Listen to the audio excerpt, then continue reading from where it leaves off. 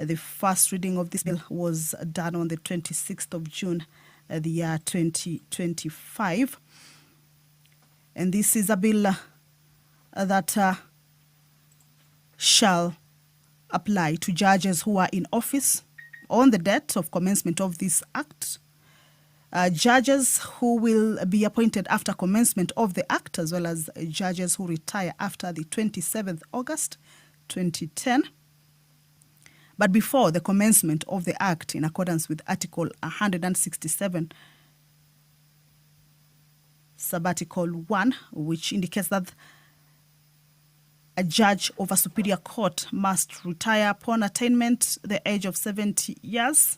However, the same clause allows a judge to elect to retire at any time after attaining the age of 65 years. This is a bill that has been under consideration at the National Assembly chambers. The debate on it took place comprehensively and extensively. It is at the third reading stage, or coming up for third reading stage. This bill also provides that where there is a conflict of laws, the provisions of this act shall prevail.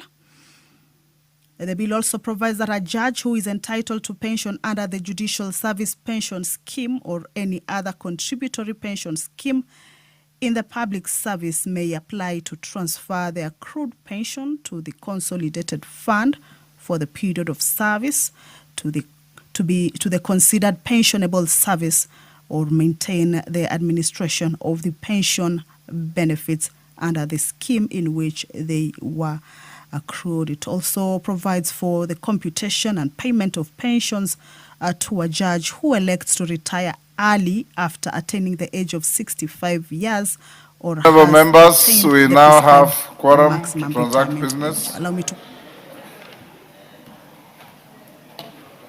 Clerk.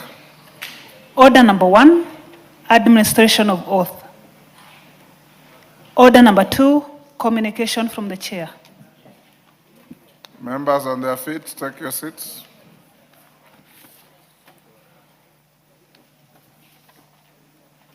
Honorable Teresia, take the nearest seat.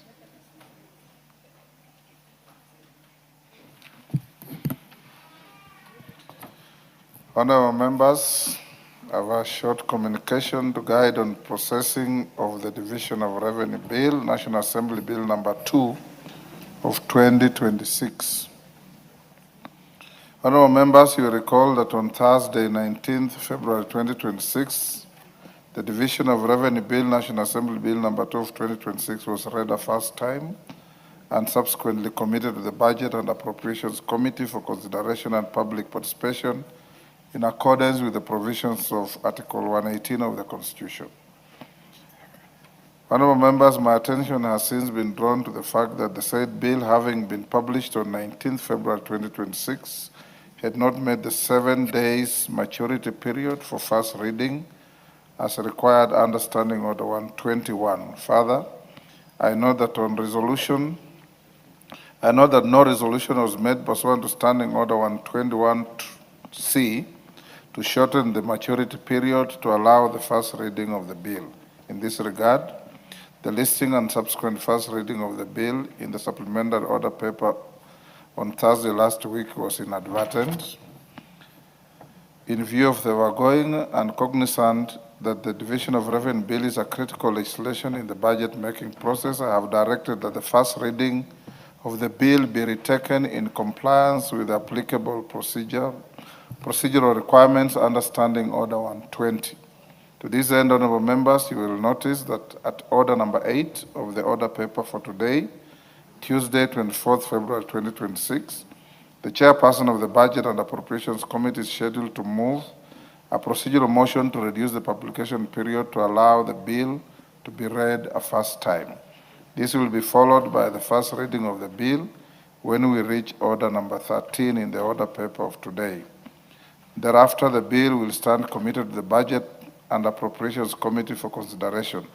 The committee is expected to consider the bill within statutory timelines and report back to the House to enable it to proceed with the subsequent stages of consideration, including bicameral process on the bill. The House is accordingly guided. I thank you. Next.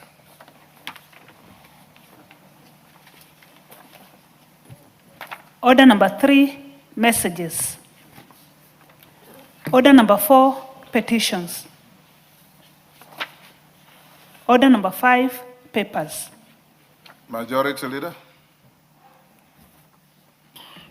Thank you, Honorable Speaker. Honorable Speaker, I beg to lay the following papers on the table of the House today, Tuesday, 24th February 2026. A, the following legal notices, explanatory memorandum, certificates of compliance, advisory from the Kenya Law Reform Commission, and public participation reports from the Ministry of Roads and Transport. A, legal notice number 11 of 2026 relating to the traffic school transport rules 2026. B, legal notice number 12 of 2026 relating to the traffic drink driving rules 2026. Legal notice number 13 of 2026 relating to the traffic motor vehicle inspection rules 2026.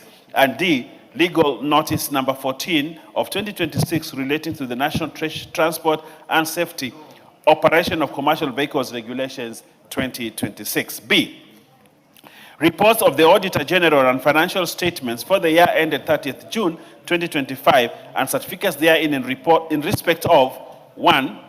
Asal Roads Project Credit Number CK117018 Kenya Rural Roads Authority.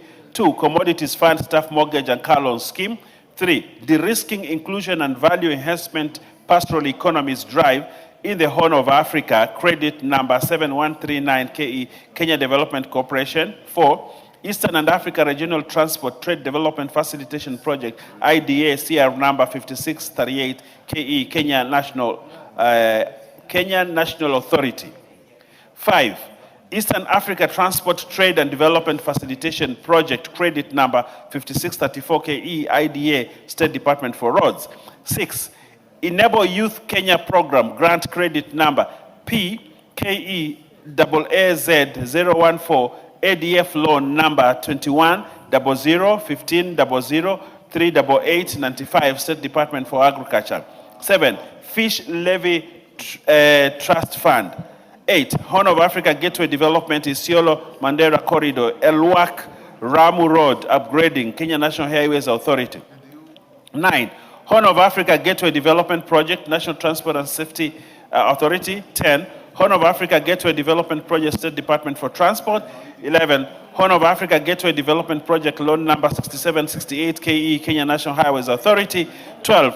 Horn of Africa Groundwater for Resilience Project IDA Credit Number 70820 KE and Grant Number P174867 Water Resource Authority. 13. Improvement of Rural Roads and Market Infrastructure in Western Kenya KFW Credit Number 200765123 Kenya Rural Roads Authority. 14. Honorable Speaker, Kenol Sagana Marua Highway Improvement Project PKEDBO 037 Credit Number 50502000 00901 and 2000 200004504 Kenya National Highways Authority. 15. Kenya Literature Bureau Mortgage and Car Loan Scheme. 16. Kenya Nairobi Western Bypass Project China Exim Bank Kenya National Highways Authority. 17. Kenya Off-Grid Solar Access Project COSAP SNV Credit Number 6135 KE State Department for Energy. 18. Kenya Off-Grid Solar Access Project for Underserved Counties IDA CR number 6135 KE Rural Electrification and Renewable Energy Corporation. 19. Kenya Water Security and Climate Resilience Project Grant Number TFOA 0761A and Credit Number 5268 stroke 5667 stroke 7423 KE State Department for Irrigation. 20. Kenya Water Sanitation and Hygiene Program Credit Number 7559 KE Grant Number East 271 KE State Department for Water and Sanitation. 21. Mbeere North Technical and Vocational College. 22. Mulango Technical Vocational College. 23. Multinational Kenya Tanzania Interconnection Project Kenya Component ADF Loan Number 2100150032 846, Kenya Electricity Transmission Company Limited. 24, multinational program to build resilience for blood and nutrition security in the Horn of Africa, Brefons project credit number 2100150042 State Department for Agriculture. 25, Murang'a Technical Training Institute. 26, Nairobi Metropolitan Service Improvement Project IDA credit number 5102 KE State Department for Housing and Urban Development. 27, Nairobi Outer Ring Road Improvement Project loan number 210050304144 Kenya Urban Roads Authority. 28, Nairobi Ring Transmission Line Project AFD credit number CKE 106801 NAFD credit number CKE 6012.01 FD credit number CK 103001B EAB credit number 24.367 KE and GOK Kenya Electricity Transmission Company Limited. 29, Nairobi Rivers Basin Rehabilitation and Restoration Program, PKE-EBO-101, Sewerage Improvement Project 2 at the Water Works Development Agency. 30, National Agricultural Value Chain Development Project, credit number IDA 7064, KE State Department for Agriculture. 31, National Urban Improvement Project, IDA credit number 5140, KE, Kenya Railways Corporation. 32, National Urban Transport Improvement Project Loan 150 KE, Kenya National Highways Authority. 33, National Youth Opportunities Towards Advancement Nyota Project, IDA credit number 7355 KE, Micro and Small Enterprise Authority. 34, Northern Collectors Phase 1 and National and Additional Rehabilitation and Development of the Network Project, credit number CKE 107401 KE, Athi Water Works Development Agency. 35, Office of the Controller of Budget, Staff Mortgage and Car Loan Scheme Fund. 36, Program for Legal Empowerment and Aid Delivery Project, credit number KED FED 2018-397-59-1. Office of the Attorney General and Department of Justice. 37, Second Kenya Devolution Support Program, IDA credit number 7447 KE, State Department for Devolution. 38, Second Kenya Informal Settlement Improvement Project, IDA credit number 6759, and the FD credit CKE 11801S, State Department for Housing and Urban Development. 39, Second Urban Support Program, credit number IDA 73490 KE, State Department for Housing and Urban Development. 40, Small Scale Irrigation and Value Addition Project, credit number 2000130014530 and grant number 5570155000751, State Department for Agriculture. 41, St. Lawrence Egoji Teachers College. 42, Supporting Access to Finance and Enterprise Recovery Project, IDA credit number 7018 KE, Kenya Development Corporation. 43, Tharaka Technical and Vocational College. 44, the Commission on Administration of Justice. 45, the Kenya Agricultural Business Development Project, CEDA, grant number 15808, State Department for Agriculture. 46, the project for the improvement of power distribution system in and around Nakuru City and Mombasa City, JICA, grant number 186780, Kenya Power and Lighting Company, PLC. 47, Transforming Health Systems for Universal Healthcare, THSUC project, grant ID credit number 5836, TFOA 2561, TFOA 2792, and CRP1 P1 52394, Ministry of Health. 48, University of Kabianga. 49, upgrading of Kibwezi Mutomo Kitui Migwani project number BLA 2016 K001, Kenya National Highways Authority. 50, Vijana Vuka na Afya Viva Youth Program project number 2013-67465, State Department for Youth Affairs and Creative Economy. And 51, Honorable Speaker, Water Services Regulatory Board, Car Loan and Mortgage Loan Fund. I thank you, Honorable Speaker. I beg to lay. Well done. Well done, Owen. Leader of delegation to Marrakesh, Morocco, IPU, Peter Kihungi. You are ready today? Yes. Go ahead. Okay, thank you, Mr. Speaker. Honorable Speaker, I beg to lay the following paper on the table of the House today, Tuesday, 24th February 2026. Report of the Kenya delegation to the First Interparliamentary Union, IPU, Global Interfaith Dialogue held in Marrakesh, Morocco from 13th to 15th June 2023. Thank you, Mr. Speaker.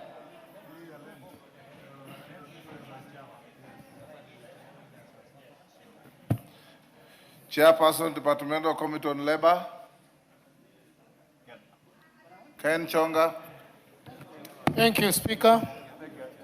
Honorable Speaker, I beg to lay the following paper on the table of the House today, Tuesday, 24th February 2026. Report on the Departmental Committee on Labor on the approval hearing of Mr. Francis Major for appointment as Chairperson of the Public Service Commission. Thank you, Mr. Speaker. Chairperson, Departmental Committee on Defense, Intelligence and Foreign Relations. Thank you, Honorable Speaker. Honorable Speaker, I beg to lay the following paper on the table of the House today, Tuesday, the 24th February 2026. That is a report of the Departmental Committee on Defense, Intelligence and Foreign Relations on the approval hearing of Canon Dr. Ida Betty Odinga, EGH, for the appointment as a permanent representative of the Republic of Kenya to the United Nations Environment Program, UNEP.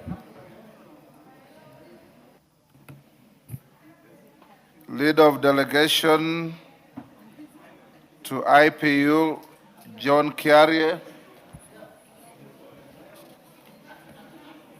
Honorable Speaker, I beg to lay the following paper on the table of the House today, Tuesday, 24th February 2026.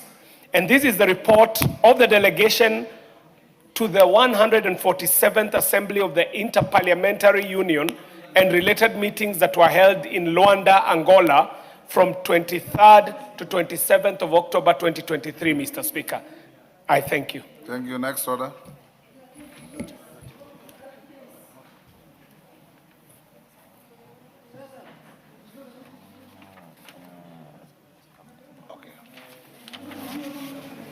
So let's do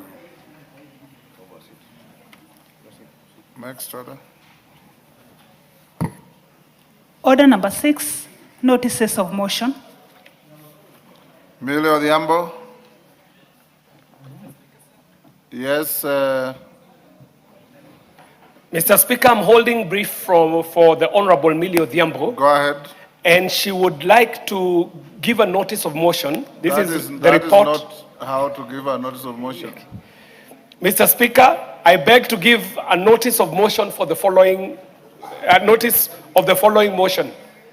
That this House notes the report of the Kenya's delegation to the 149th and 150th Assemblies of the Interparliamentary Union and related meetings, which were held in Geneva, Switzerland, from 13th to 17th October 2024, and in Tashkent, Uzbekistan, from the 5th to the 9th April 2025, laid on the paper of this House on Thursday, 5th December 2024, and Tuesday, 14th October 2025. Thank you very much, Thank Mr. you. Speaker. Chairperson, Committee on National Cohesion and Equal Opportunity. Yusuf. Sir. Honorable Speaker, sir, I beg to give notice of motion for the following: that this House adopts the report of the Select Committee of National Cohesion and Equal Opportunity on inspection visit of 14 special need schools in specific counties laid on the table of the House on Tuesday, 30th July 2024. Thank you, Mr. Speaker. I have a second one. Go ahead. Honorable Speaker, sir, I beg to give notice of motion the following motion that the House adopts the fourth report of the Select Committee on the National Cohesion and Equal Opportunity on Employment Diversity Audit in Public Institutions laid on the table of the House on 4th of December 2025. Thank you, sir. Thank you, Yusuf. Chairperson, Departmental Committee on Labor, Chonga. Thank you, Speaker. Honorable Speaker, I beg to give notice of motion on the following motion that taking into consideration the findings of the Departmental Committee on Labor in its report on the approval hearing of a nominee for appointment as chairperson of the Public Service Commission laid on the table of the House on Tuesday, 24th February 2026, and pursuant to the provisions of Article 233, subsection 2 of the Constitution and Section 3 and 8 of the Public Appointments Parliamentary Approval Act, Cap 7F, the House approves the appointment of Mr. Francis Major as the chairperson of the Public Service Commission. Thank you, Mr. Speaker. Chairperson, Departmental Committee on Defense, Intelligence and Foreign Relations. Thank you once more, Honorable Speaker.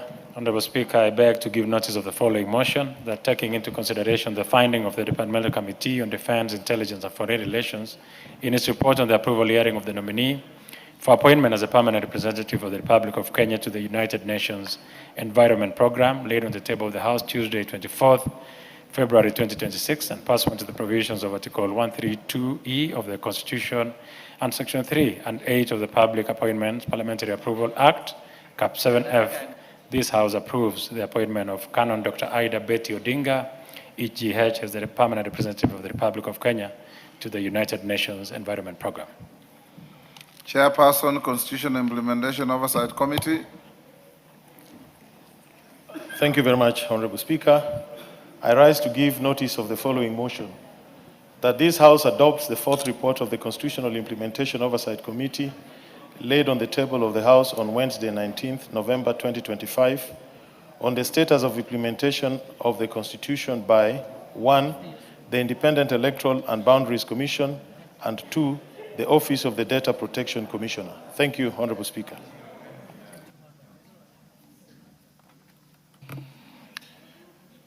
Leader of Delegation to IPU, John Kerry. Mr. Speaker, I stand to give a notice of motion, and Honorable Speaker, I beg to give notice of the following motion that this House notes the reports of the Kenya delegations to the 147th and 148th Assemblies of the Interparliamentary Union and the related meetings that were held in Luanda, Angola from 23rd to 27th October 2027 and in Geneva, Switzerland from 23rd to 27th March 2024, laid on the table of this House on Tuesday, 24th February 2026 and Wednesday, 18th September 2024, respectively. I thank you, Mr. Speaker, as leader of this delegation. Thank you. Before I call Honorable Gikaria, allow me, honorable members, to acknowledge in the public gallery Naivasha Sub-County Education and Cluster leaders from Naivasha constituency, Nakuru. And in the Speaker's Gallery, Koru Girls High School from Horoni, Kisumu. I've been requested by Honorable Muya. I give you a minute to welcome the Naivasha team and two members, Honorable Oroni and Honorable Justice Kemei, to welcome Koru Girls on behalf of Honorable Koyo. Muya, you have a minute. Thank you, Honorable Speaker. On behalf of Honorable Jane Kihara, Member of Parliament for Naivasha, I welcome the team. This is the Sub-County Education Cluster leaders from Naivasha who have been working on matters of education. I welcome you to the National Assembly and we recognize you. Most of the members are working with education stakeholders. Thank you very much. See how the debate is going on. In one of the business, there is petition on TSC upon teachers who handle the special education, and many of such debates have been going on in this National Assembly. Welcome. Thank you, Honorable Speaker. Oron.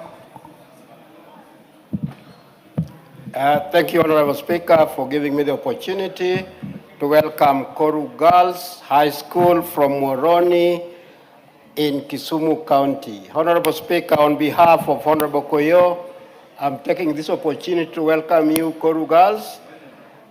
Koru Girls is one of our best schools in the county, one of the best in the constituency, and one of the best in the county. To the students, this is an opportunity to observe members' debate. Welcomed here to watch what's going on. For the opportunity you've given me to also welcome Koru Girls Secondary School in Moroni constituency on behalf of Honorable Koyo. This school, Mr. Speaker, is one of the best performing schools in the region and attracts students from both Kericho County, Kisumu County, and other parts of the country. At one stage, Mr. Speaker, this school sent almost all the students to the university. And as Sigawetsoin constituency, I've been invited on 2 occasions by Honorable Koyo to go and watch what's happening in that school. And we borrow a lot from Koru Girls in terms of improving our academic strategies in Sigawetsoin constituency. The deputy principal called me today to take the opportunity to welcome the girls. And may I inform you girls that I welcome you on behalf of Honorable Koyo and on behalf of my colleagues in Parliament. Thank you, Mr. Speaker. Thank you, Justice. On my behalf and on behalf of the House, we welcome Koru Girls School, their teachers and those accompanying them to the House of Parliament.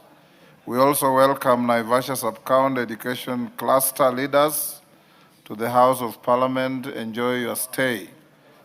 Honorable members, we'll go back to order number 5. Call out Honorable Gikaria. Thank you, Honorable Speaker. I beg to lay the following paper on the table of the House today, Tuesday, 24th February 2026, a joint report of the National Assembly Departmental Committee on Energy and the Senate Standing Committee on Energy on consideration of the Field Development Plan and the production sharing contracts for blocks T6 and T7 in South Lokichal Basin in Turkana County. Thank you, Honorable Speaker. Thank you. At order number 6, Gikaria. Thank you, Honorable Speaker. I beg to give notice of the following motion, that this House adopts the joint report of the National Assembly Departmental Committee on Energy and the Senate Standing Committee on Energy on their consideration of the Field Development Plan and Production Sharing Contract for Block T6 and T7 in South Lokichal Basin, Turkana County, laid on the table of the House on Tuesday, 24th February 2026, and pursuant to the provisions of Article 31 of the Constitution and Section 31(2)(a) of the Petroleum Act, Cap 308, approves the ratification of the Field Development Plan and Production Sharing Contracts for Blocks T6 and T7 in South Lokichal Basin in Turkana County. Thank you, Honorable Speaker. Thank you, Gikaria. Next order. Order number 7, questions and statements. Yusuf Farah.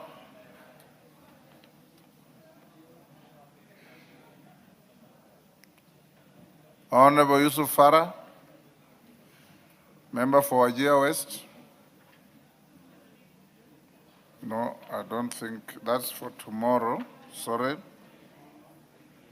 Member for, is it Suna or Nyatike, Odeke?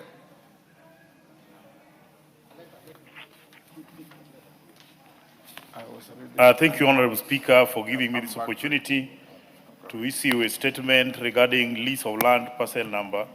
Are you issuing a statement or requesting for a statement? This is, I'm requesting for a statement. Yes. Regarding lease of land, parcel number 17955, that's Muhuru Bay, Kadem, Makalda, stroke 498 in Migori County. Honorable Speaker, Pursuant to the provisions of Standing Order 44-2C, I rise to request for a statement from the chairperson of the Departmental Committee on Lands regarding the leasing of land, parcel number 17955, Muhuru Kadema Kalda, stroke 498, by the County Government of Migori. Honorable Speaker, the County Government of Migori intends to lease 900 acres of land, parcel Muhuru Kadema Kalda 498, land number 17955 to MS Global Search Solutions Limited for a period of 30 years.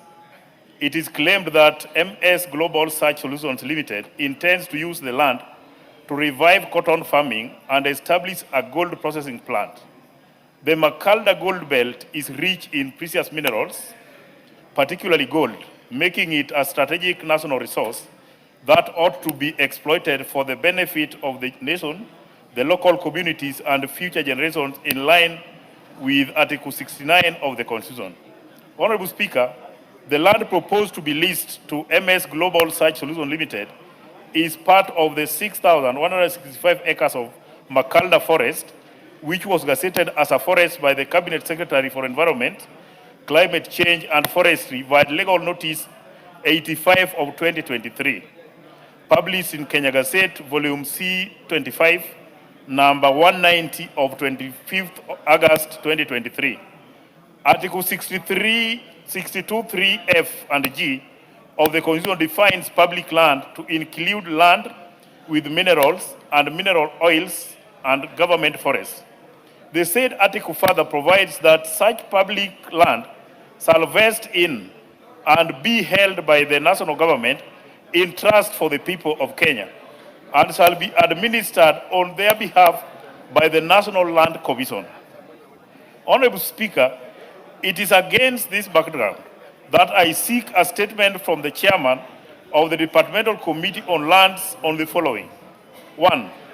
The circumstances under which the county government of Migori intends to lease land parcel LR number 17955 Muhuru Kadema Kalda 498 to a private entity despite it being gazetted as a public forest under the jurisdiction of the national government in terms of Article 62(3)(f) and G of the Constitution. Number 2, a report on the role, involvement, and processes required to be undertaken by the National Land Commission, if any, prior to the leasing of public land under the national government by a county government. Number 3, clarification on whether the leasing of land parcel LR number 17955 of Muhuru Kadema Kalda stroke 498 by the county government of Migori adhere to the provisions of Article 62(3)(g) of the Constitution relating to the administration of public land under the national government. Number 4, the measures by the NLC to safeguard the said parcel of land from being leased by the county government of Migori. I thank you, Honorable Speaker. Thank you very much. Zainab, member for Migori, you wanted to joyride on that? Thank you, Honorable Speaker. Honorable Speaker, I stand here to support Honorable Dege's request for statement. Honorable Speaker, I am a resident of Nyatike sub-county, exactly where the parcel of land being mentioned, the land that is being given out to one individual, and the certificate, registration certificate, indicates that the parcel of land is being given to one former governor's wife, Helen Obado, wife to former governor of Migori County. And as a resident of Nyatike, imagine I am going to be a tenant of a non-resident of Nyatike because the land is not for cotton. We all know that Nyatike is very rich in gold and copper. And the intention of leasing this land for 30 years, Honorable Speaker, 30 years, someone will be mining gold under the pretense of doing farming for cotton. In history of Nyatike and Migori as a whole, we have never, ever harvested cotton in that area. All we do is mining. So I request that this matter should be looked into thoroughly and make sure that that individual who is being given that land is stopped. He can do sugarcane in his area. We have never gone to take his land for sugarcane growing. But our land for Nyatike, we will defend it by blood and water. Thank you, Honorable. Masara. Thank you, Mr. Speaker. Mr. Speaker, one, I want to be rational. We need investors, but the right procedure needs to be followed so that our people can benefit. If this land, the survey, the research has been done that it can produce cotton, it can produce sisal. What is there is proper public participation and then take in consideration of the current resident and the impact of the same. Otherwise, we want to say that if this land is being given to somebody for political mileage or for whatever reason, and the public are not involved, and it is not for the public interest, then it will be wrong. But if it is for the public interest, the right procedure is followed, and then the right research is done, and the public are shown the benefit, like the rice, which is now in Nyatike, is okay. But if it is for gold mining, then we are going to reject it in totality until the truth or the details of the matter is shown to the public. Thank you, Mr. Speaker. Chairman Lands Nyamoko, when can you bring a response? Give Honorable Nyamoko the mic.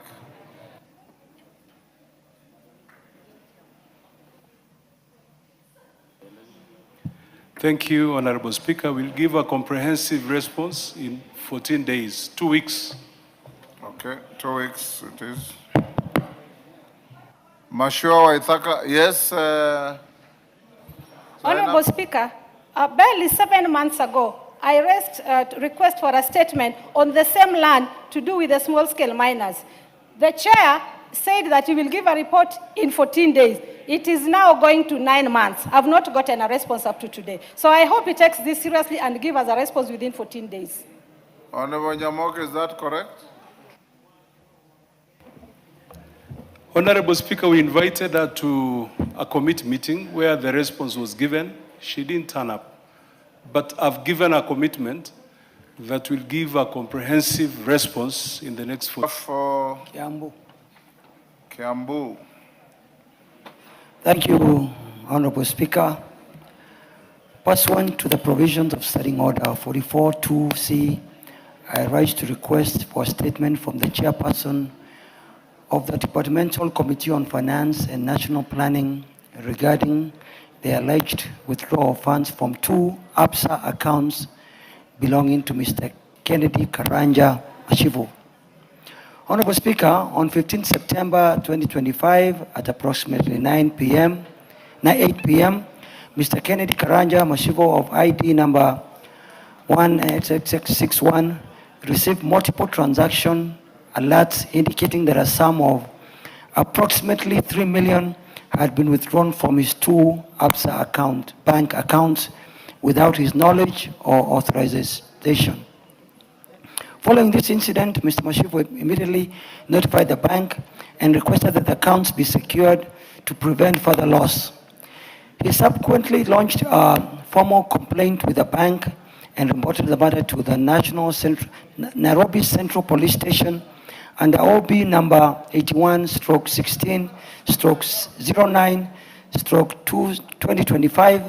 Mr. Mashivo has been a customer of ABSA Bank for close to 39 years and has had the sole mandate of operating both accounts personally and never authorized any third party to conduct transactions on his behalf. Despite numerous follow-ups, he has not received a satisfactory explanation regarding the circumstances under which the withdrawals were affected, nor clarity on the status of investigations, including recovery of the funds. Honorable Speaker, it's against this background that I request for a statement from the chairperson of the Departmental Committee on Finance and National Planning on the following. 1, a report on the status of investigations into the alleged withdrawal of funds from the 2 bank accounts belonging to Mr. Kennedy Karanja Mashivo. 2, the specific actions taken by ABSA Bank following the reported incident, including internal investigation undertaken. 3, steps taken by relevant investigative authorities to ensure that Mr. Mashivo is compensated for the loss and specific timelines. And 4, measures put in place by the Central Bank of Kenya to ensure that financial institutions adhere to their statutory and fiduciary duty of care in safeguarding customer funds and preventing unauthorized transactions. I thank you, Honorable Speaker. Thank you. Chair Finance. Chair Finance, Owen, can you inform the chair to bring a response in 2 weeks? Much obliged, Honorable Speaker. Stephen Mogaka, West Mugirango.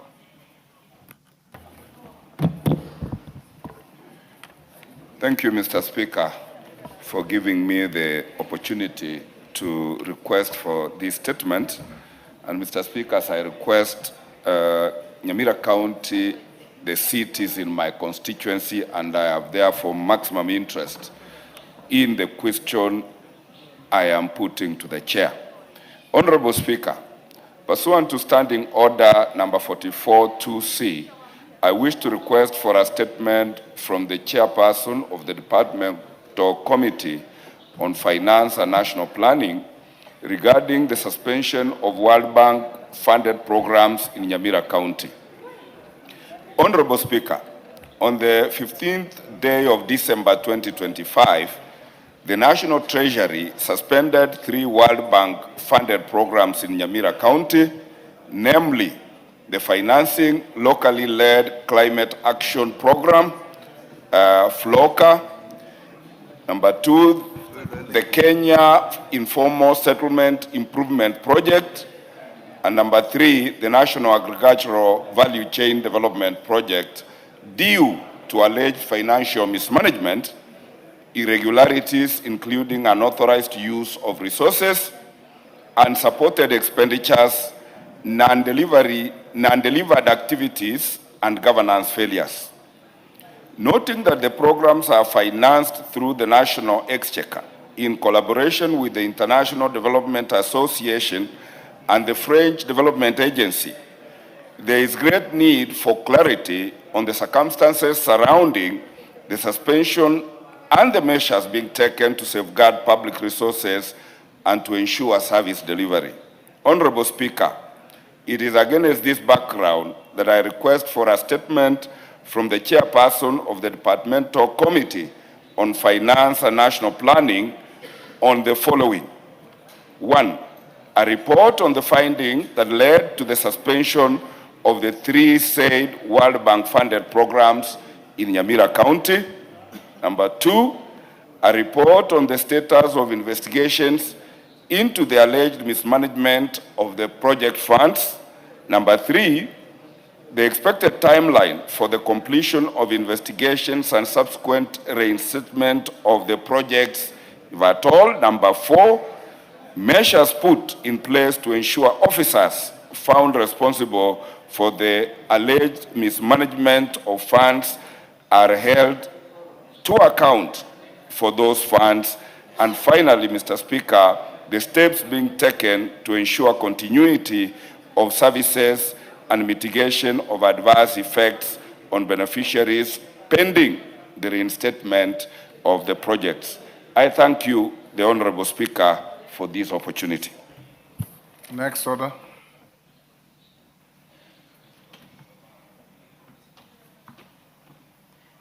Order number 8, procedural motion, reduction of publication period of a specified bill. Majority Leader. Thank you, Honorable Speaker. Allow me to move this on behalf of the Chairperson Budget and Appropriations Committee, who is chairing a meeting of the committee. And I beg to move that pursuant to the provision of Standing Order 120, this House resolves to reduce the publication period of the Division of Revenue Bill, National Assembly Bill number 2 of 2026 from 7 days to 5 days. Honorable Speaker, as the motion says, a procedural motion to allow us to be able to consider the Division of Revenue Bill within the timelines, statutory timelines set out for the BPS, since this part of the BPS and budget making process. Beg to move and request the Leader of Minority to second. Mr. Speaker, I stand to second. Thank you. Honorable members, I'll propose the question at order number 8, which is that pursuant the provisions of Standing Order 120, This House resolves to reduce the publication period for the Division of Revenue Bill, National Assembly Bill number 2 of 2026 from 7 days to 5 days. We put the question? Honorable members, I'll now put the question at order number 8, which is that, pursuant to the provisions of Standing Order 120, this House resolves to reduce the publication period of the Division of Revenue Bill, National Assembly Bill number 2 of 2026, from 7 days to 5 days. As members of that opinion say aye. Aye. Will those of the contrary opinion say nay? The ayes have it.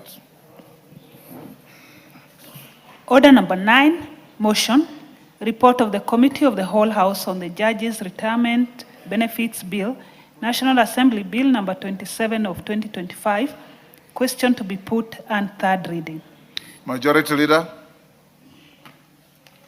Honorable Speaker, following some consultations with the Chair Jailak, I want to request your indulgence for us to defer this business to tomorrow afternoon because there are some two clauses that he seeks to recommit just to create some good order within the bill to make sure there are not too many items that are being left to interpretation of the law and create clarity. And since they are working on those amendments today in committee, he requested that we defer this to tomorrow afternoon.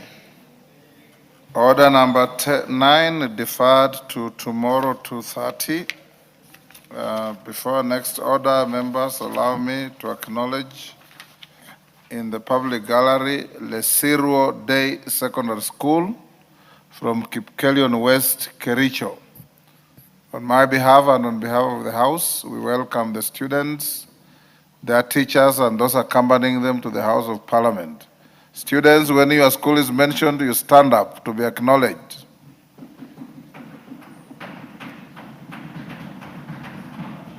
Thank you. Next order.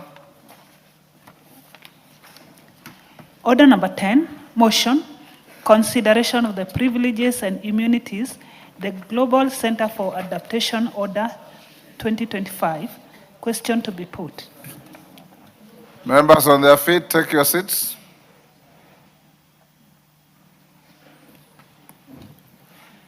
Honorable members, I'll now put the question at order number 10, which is that this House adopts the report of the Committee on Delegated Legislation on its consideration on the privileges and immunities, the Global Center for Adaptation Order 2025, laid on the table of the House on Thursday, 4th December 2025, and pursuant to the provisions of Article 94.6 of the Constitution, Section 13A of the Statutory Instruments Act, Cap 2A, and Section 17 of the Privileges and Immunities Act, Cap 179, nullifies the privileges and immunities the Global Center for Adaptation Order published as legal notice number 82 of 2025.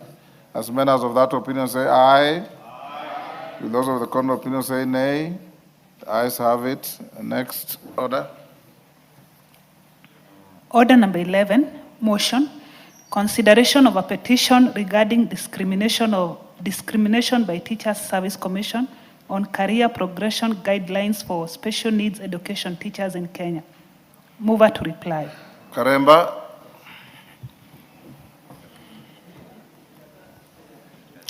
Thank you, Honorable Speaker. Honorable Speaker, allow me to thank the honorable members of this House for the overwhelming support that they gave to this petition and this motion.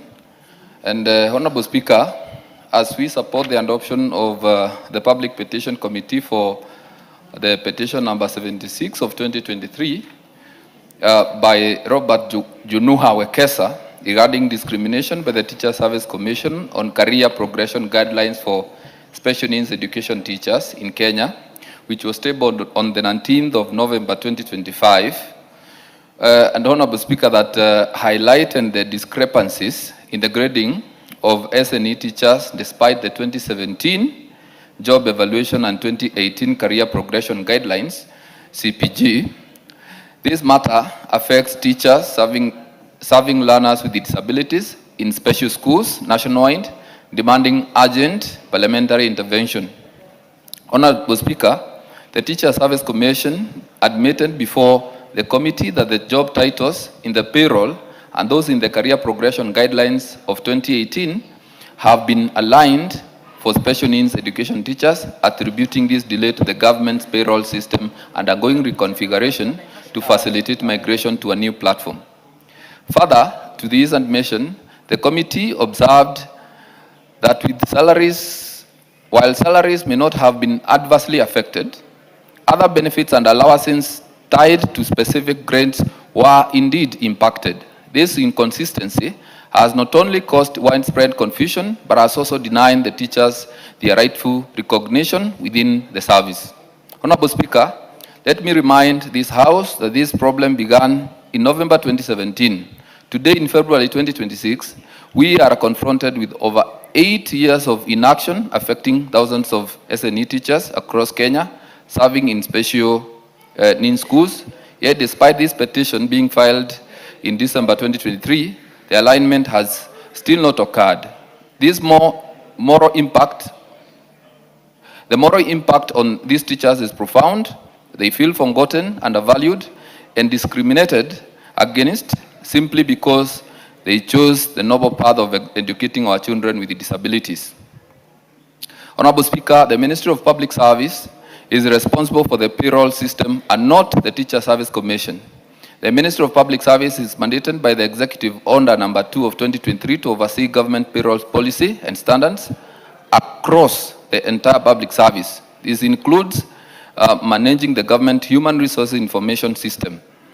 The centralized platform where all public servants' payroll is processed and maintained. While Teacher Service Commission is an independent constitutional commission under Article 237 of the Constitution of Kenya 2010, with authority over teacher employment and deployment, the actual payment infrastructure, the payroll system itself falls under the ministry's mandate to ensure uniformity, eliminate ghost workers, and maintain financial integrity across government. Therefore, when TSC sought to align SNE teachers' titles in the payroll, they had to work through the ministry as assess and modification of the centralized payroll system is controlled by the ministry, the custodian of government payroll policy and infrastructure. As I conclude, Honorable Speaker, the Constitution of Kenya 2010 under Article 27 guarantees equality and freedom from discrimination. The effect of this 8-year delay is nothing short of discrimination against teachers who chose the specialized path of educating learners with disabilities.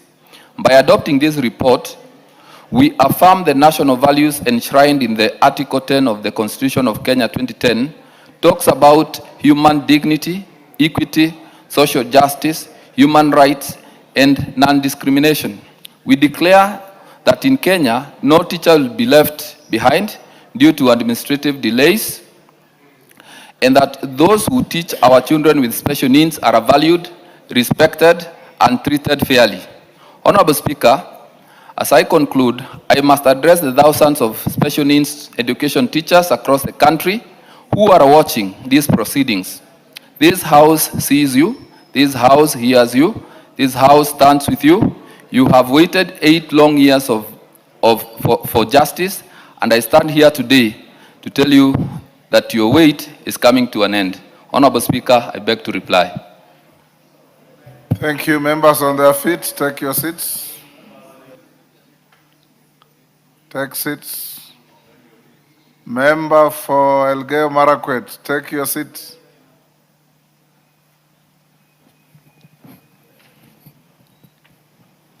Honorable members, I'll now put the question at order number 11, which is that this House adopts the report of the Public Petitions Committee on its consideration of a public petition number 76 of 2023 regarding discrimination by the Teacher Service Commission on career progression guidelines for special needs education teachers in Kenya, laid on the table of the House on Wednesday, 19th November 2025. As members of that opinion say aye. Aye. Will those of the contrary opinion say nay? The ayes have it. Next order. Order number 12, motion, further changes to committee membership. Chairperson, Selection Committee. Thank you, Honorable Speaker. Honorable Speaker, I beg to move this motion in an amended form to read that notwithstanding the resolutions of the House of Wednesday, 5th March 2025, Thursday, 6th March 2025, and Tuesday, 29th July 2025, appointing members to various committees and pursuant to the provisions of Standing Order 175, this House approves the appointment of the following members to the respective committees as specified hereunder. Under other select committees, on the Committee on Powers and Privileges, this is a select committee, Honorable Speaker, that is sessional, and the following members are being appointed into it. Honorable Rai Samuel Gonzi, MGH MP, Honorable Muli Fabian Chule MP, Honorable Lakuton Joseph CBS MP, Honorable Faith Wairimu Gitao CBS MP, Honorable Chumel Samuel Moroto CBS MP, Honorable Kinjuri Festus Mwangi EGH MP, Honorable Cheng David Ouma CBS MP, Honorable Shege Sabina Wanjiro CBS MP, Honorable Mishi Mboko CBS MP, the Honorable Farah Maalim EGH MP, Honorable Mbalu Jessica Nduku Kiko CBS MP, the Honorable Ahmed Shakil Shabir CBS MP, the Honorable Maina Jane Jerry MP, the Honorable Mumo Rose Museo CBS MP.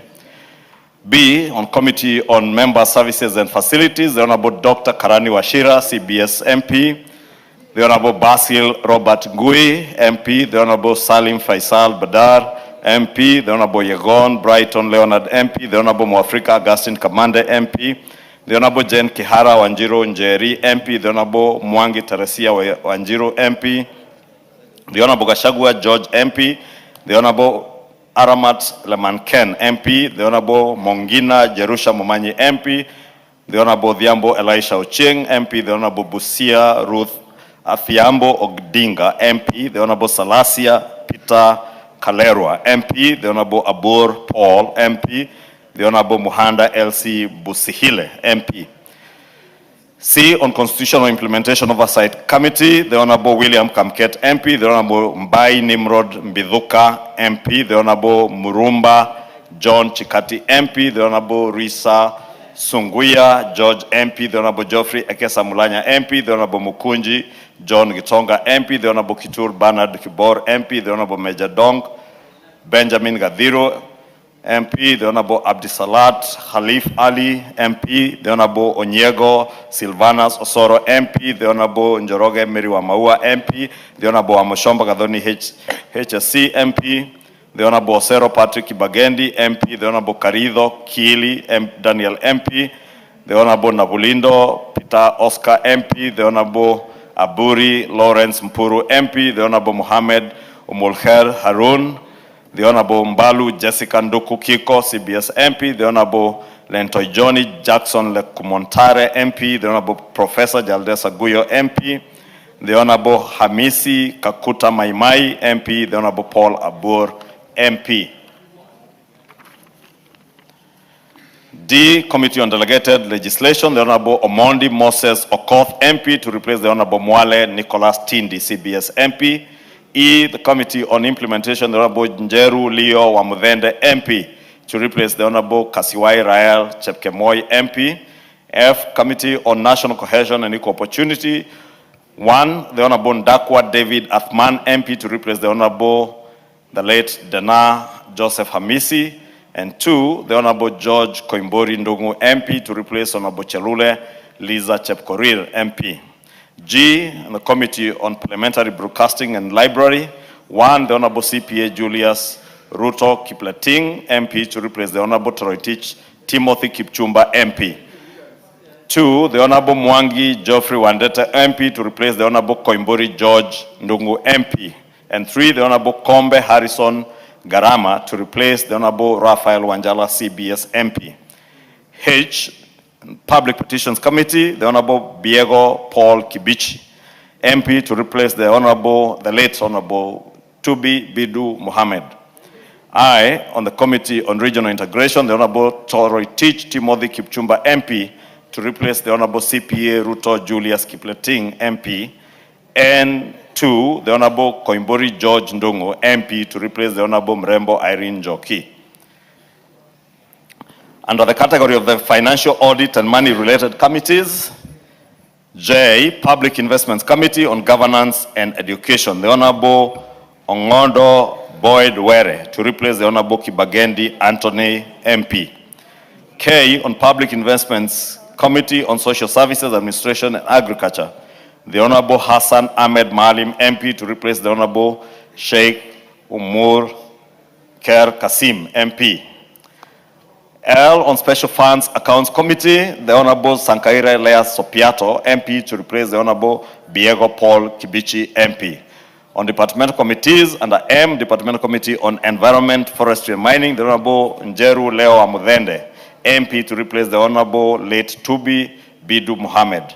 N, Departmental Committee on Justice and Legal Affairs, the Honorable Toroitich Timothy Kipchumba, MP, to replace the Honorable Karemba Eric Matiang'i, CBS, MP. And 2, the Honorable Kipchumba Harold Kimuge, MP, to replace the Honorable Siyad Amina Ugdun, MP. On the Departmental Committee on Regional Development, 1, the Honorable Hassan Ahmed Malim, MP, to replace the Honorable Umulker Kasim Sheikh, MP. And 2, the Honorable Wamushomba Gadhoni HSC, MP, to replace the Honorable Mwangi Geoffrey Wandeto, MP. P, on the Departmental Committee on Sports and Culture, the Honorable Ndakwa David Athman, MP, to replace the Honorable late Dinar Joseph Hamisi. And finally, on the Departmental Committee on Tourism and Wildlife, the Honorable Kasiwai Rael Chepkemoi, MP, to replace the Honorable Sankaire Lea Sopiato, MP. Honorable Speaker, these changes are occasioned by your call when we opened this House on the 10th of February to, 1, reconstitute the 2 sessional committees, that is the Committee on Powers and Privileges and the Committee on Members' Welfare, that are sessional committees whose term had lapsed at the end of the last session. Honorable Speaker, also to accommodate the 6 new members who had no committees. Honorable Speaker, because we had 6 members who were absent from the House, we had a number of other members some who were holding more than 2 committees. And therefore, you notice there are those that we have taken away some of the extra committees that they were holding, including Honorable Chair. Honorable Speaker, sorry. I know, Honorable Speaker, you are very keen not to be referred to as a chair, but it's because I'm talking about chairmen and chairpersons. Honorable Speaker, I was saying, including chairpersons of committees who, in line with our own standing orders, Standing Order 174(3), Honorable Speaker, which says that except as the House may otherwise resolve on the recommendation of the Committee on Selection for reasons to be stated, a member who is a chairperson of a committee or a member of the Parliamentary Service Commission appointed under Article 127(2)(c) of the Constitution shall not serve in more than 1 committee. Therefore, we had chairs, case example of Honorable Tindi Mwale, Honorable Karemba Matiang'i, Honorable Raphael Wanjala, who are chairs of committees, but they were also sitting in other committees. And again, because we did not want to have vacancies in committees, even in the absence of the 6 members who are not there. Now we have realigned to make sure that if you are chairing a committee, unless there are reasons that would be stated by the selections committee justifying that reason, we only have, I think, 1 vacancy now occasioned by the loss of the late Honorable Tubi, and whose by-election is slated for this Thursday in Isiolo South. And I want to believe, Honorable Speaker, next week or the week after, the selections committee will sit again to realign and be able to accommodate the new member who will be elected in Isiolo South, plus any other changes that may be necessary, Honorable Speaker, because occasionally the House leadership also has to look at how efficient House business will move, Honorable Speaker. And of course, also bearing in mind the coalition arrangements that we have, inter-coalition, and within the 2 coalitions that we have in the House, Honorable Speaker, there are also arrangements on who sits in which committee. And again, Honorable Speaker, the arithmetics of the House has changed. For instance, Manisa constituency and Mbere North were positions that were not previously held by UDA. One was held by the Democratic Party, the other one was UDM. UDA now has gotten those seats back. And therefore, the arithmetics of how we sit in committees also changes. Therefore, we have sat as a selections committee and tried to balance that in consultation with the House leadership and pass those changes, which again have been adopted by the House Business Committee this lunch hour. And therefore, Honorable Speaker, I just want to note that because I know there are few of us who are holding 2 committees, others 3, and it was necessary that time to fill those vacancies in those committees. But now that we have our colleagues, Boyd Were, Mondi here, Wamudende, Malim, who are now in the House, it is only fair that we relinquish some of those positions to allow them to also serve in these committees. Let me also take this opportunity, Honorable Speaker, to apologize to the House and to these new members because we've taken about 2 weeks to settle this matter, and we had hoped that we'll be able to get them to get involved in the work of committees as early as possible. But I want to believe this is a matter that we can quickly expend with this afternoon so that from tomorrow, even those who are in departmental committees, they can start participating in the ongoing meetings of the budget-making process under BPS so that they get to understand, especially for our new members, what goes on in the House, since they don't have a lot of time, Honorable Speaker. With that, I beg to move and I want to request the Leader of Minority, the Honorable Junet Mohammed, to second. Thank you, Mr. Speaker. Mr. Speaker, I rise to second the motion on the reconstitution of committees. Mr. Speaker, as you are aware, and the members are aware that we had a mini general election. We had, an election in 6 constituencies at the same time. Mr. Speaker, because the IEBC was not constituted in time to conduct those elections. So now, after the elections, the members came to the House and they expect to serve at least in 1 committee as per the standing orders. So the Committee on Selection had a meeting this morning and looked at the reconstitution of the committees.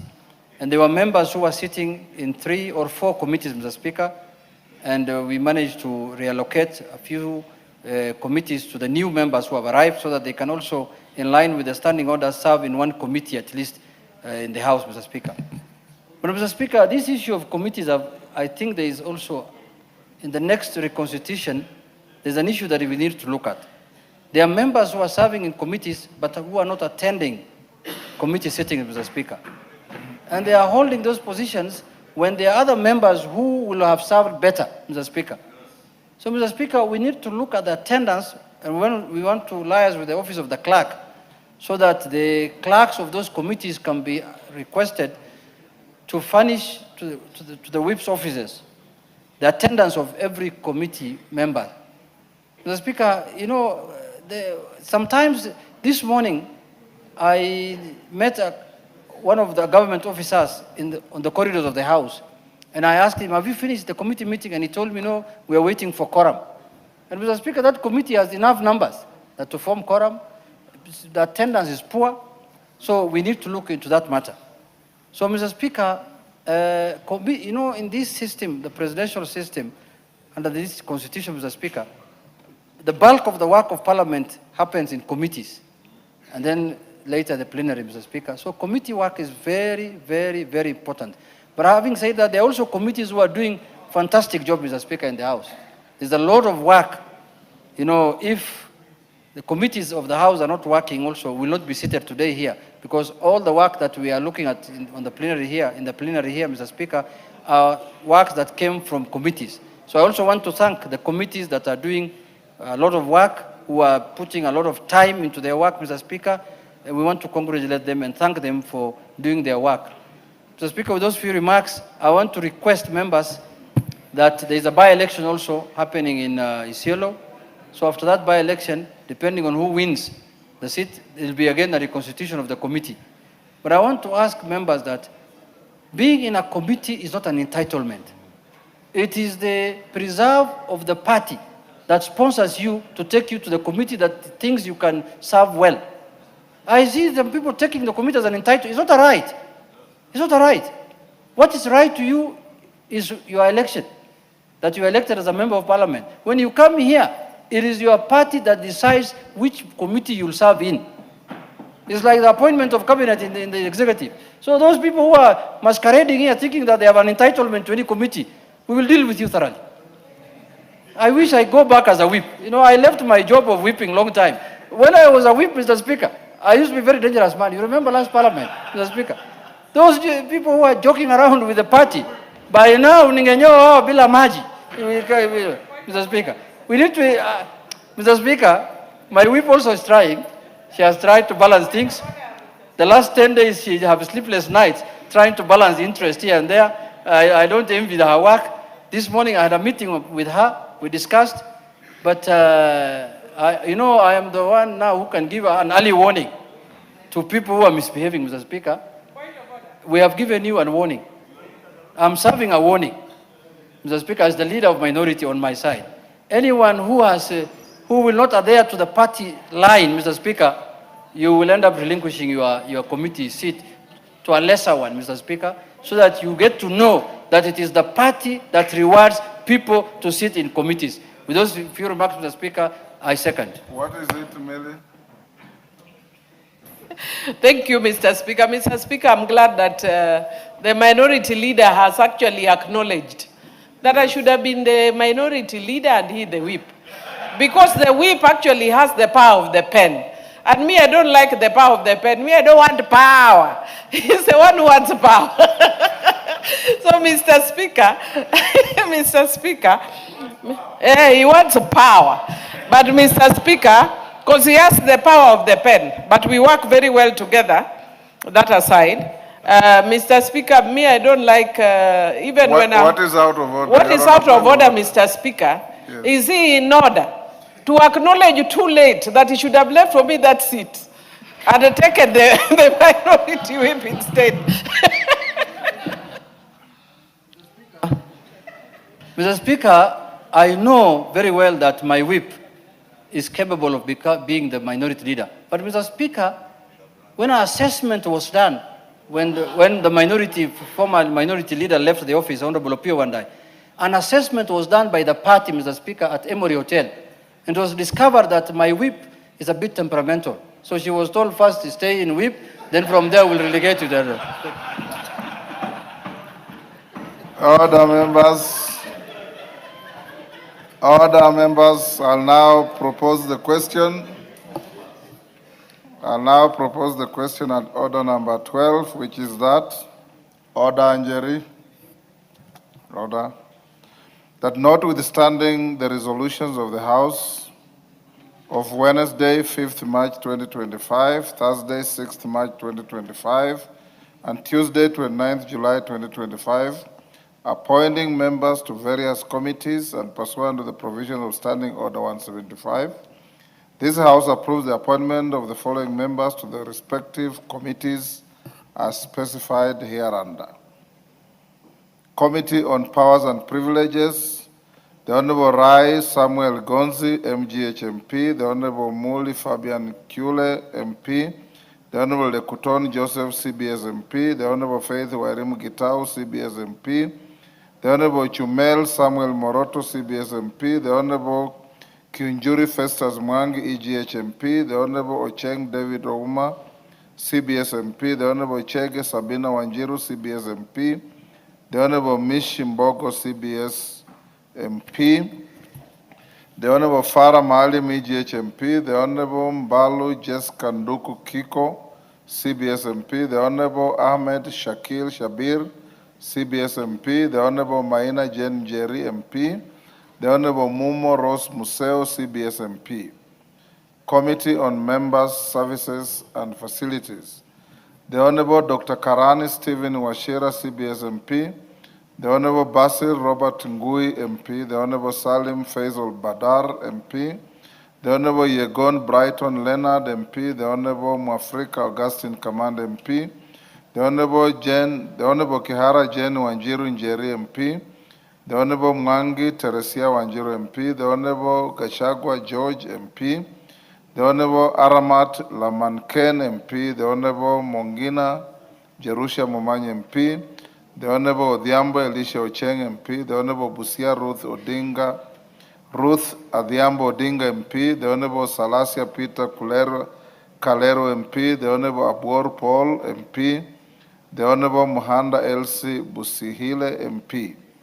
Constitutional Implementation Oversight Committee, the Honorable William Kamket MP, the Honorable Mbai Nimrod Mbithuka MP, the Honorable Murumba John Chikat MP, the Honorable Risa Sunguya George MP, the Honorable George Ekesa Mulanya MP, the Honorable Mukunji John Gitonga MP, the Honorable Kitur Bernard Kibor MP, the Honorable Majadong Benjamin Gathiru MP, the Honorable Abdisirat Khalif Ali MP, the Honorable Onyego Silvano Soro MP, the Honorable Njoroge Mary Wamawa MP, the Honorable Wamshomba Gadoni HSC MP, the Honorable Osero Patrick Kibagende MP, the Honorable Carido Kili Daniel MP, the Honorable Nabulindo Peter Oscar MP, the Honorable Aburi Lawrence Mpuru MP, the Honorable Mohammed Umulher Harun MP, the Honorable Mbalu Jessica Nduku Kiko CBS MP,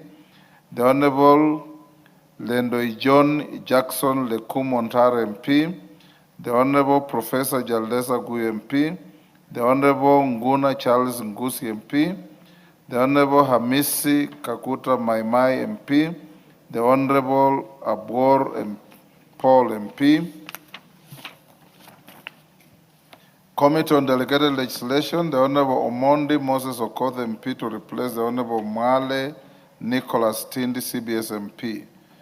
Committee on Implementation, the Honorable Njeru Leonard Wamutende MP to replace the Honorable Kasiwai Rael Chepkemoi MP.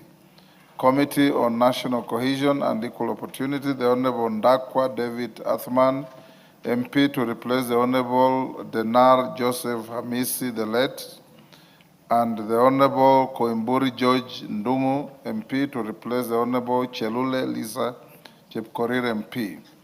Committee on Parliamentary Broadcasting and Library, the Honorable CPA Ruto Julius Kipleting MP to replace the Honorable Toroitich Timothy Kipchumba MP. The Honorable Mwangi Geoffrey Wandeto MP to replace the Honorable Koimburi George Ndungu MP. The Honorable Kombe Harrison Garama to replace the Honorable Wanjala Raphael CBS MP. Public Petitions Committee, the Honorable Biego Paul Kibichi MP to replace the late Honorable Tubi Bidu Muhammad. Committee on Regional Integration, the Honorable Toroitich Timothy Kipchumba MP to replace the Honorable CPA Ruto Julius Kipleting MP. The Honorable Koimburi George Ndungu MP to replace the Honorable Mrembo Irene Joki MP.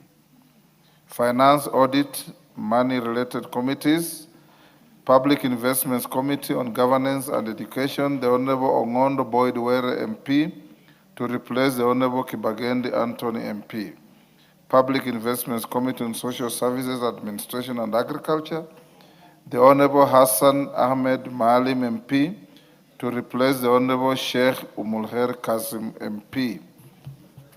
Special Funds Accounts Committee, the Honorable Sangaire Lea Sopiato MP to replace the Honorable Biego Paul Kibishi MP. Departmental Committees, Departmental Committee on Environment, Forestry and Mining, the Honorable Njeru Leo Wamthende MP to replace the late Honorable Tubi Bidu Mohammed. Order, Honorable Ruth, take your seat.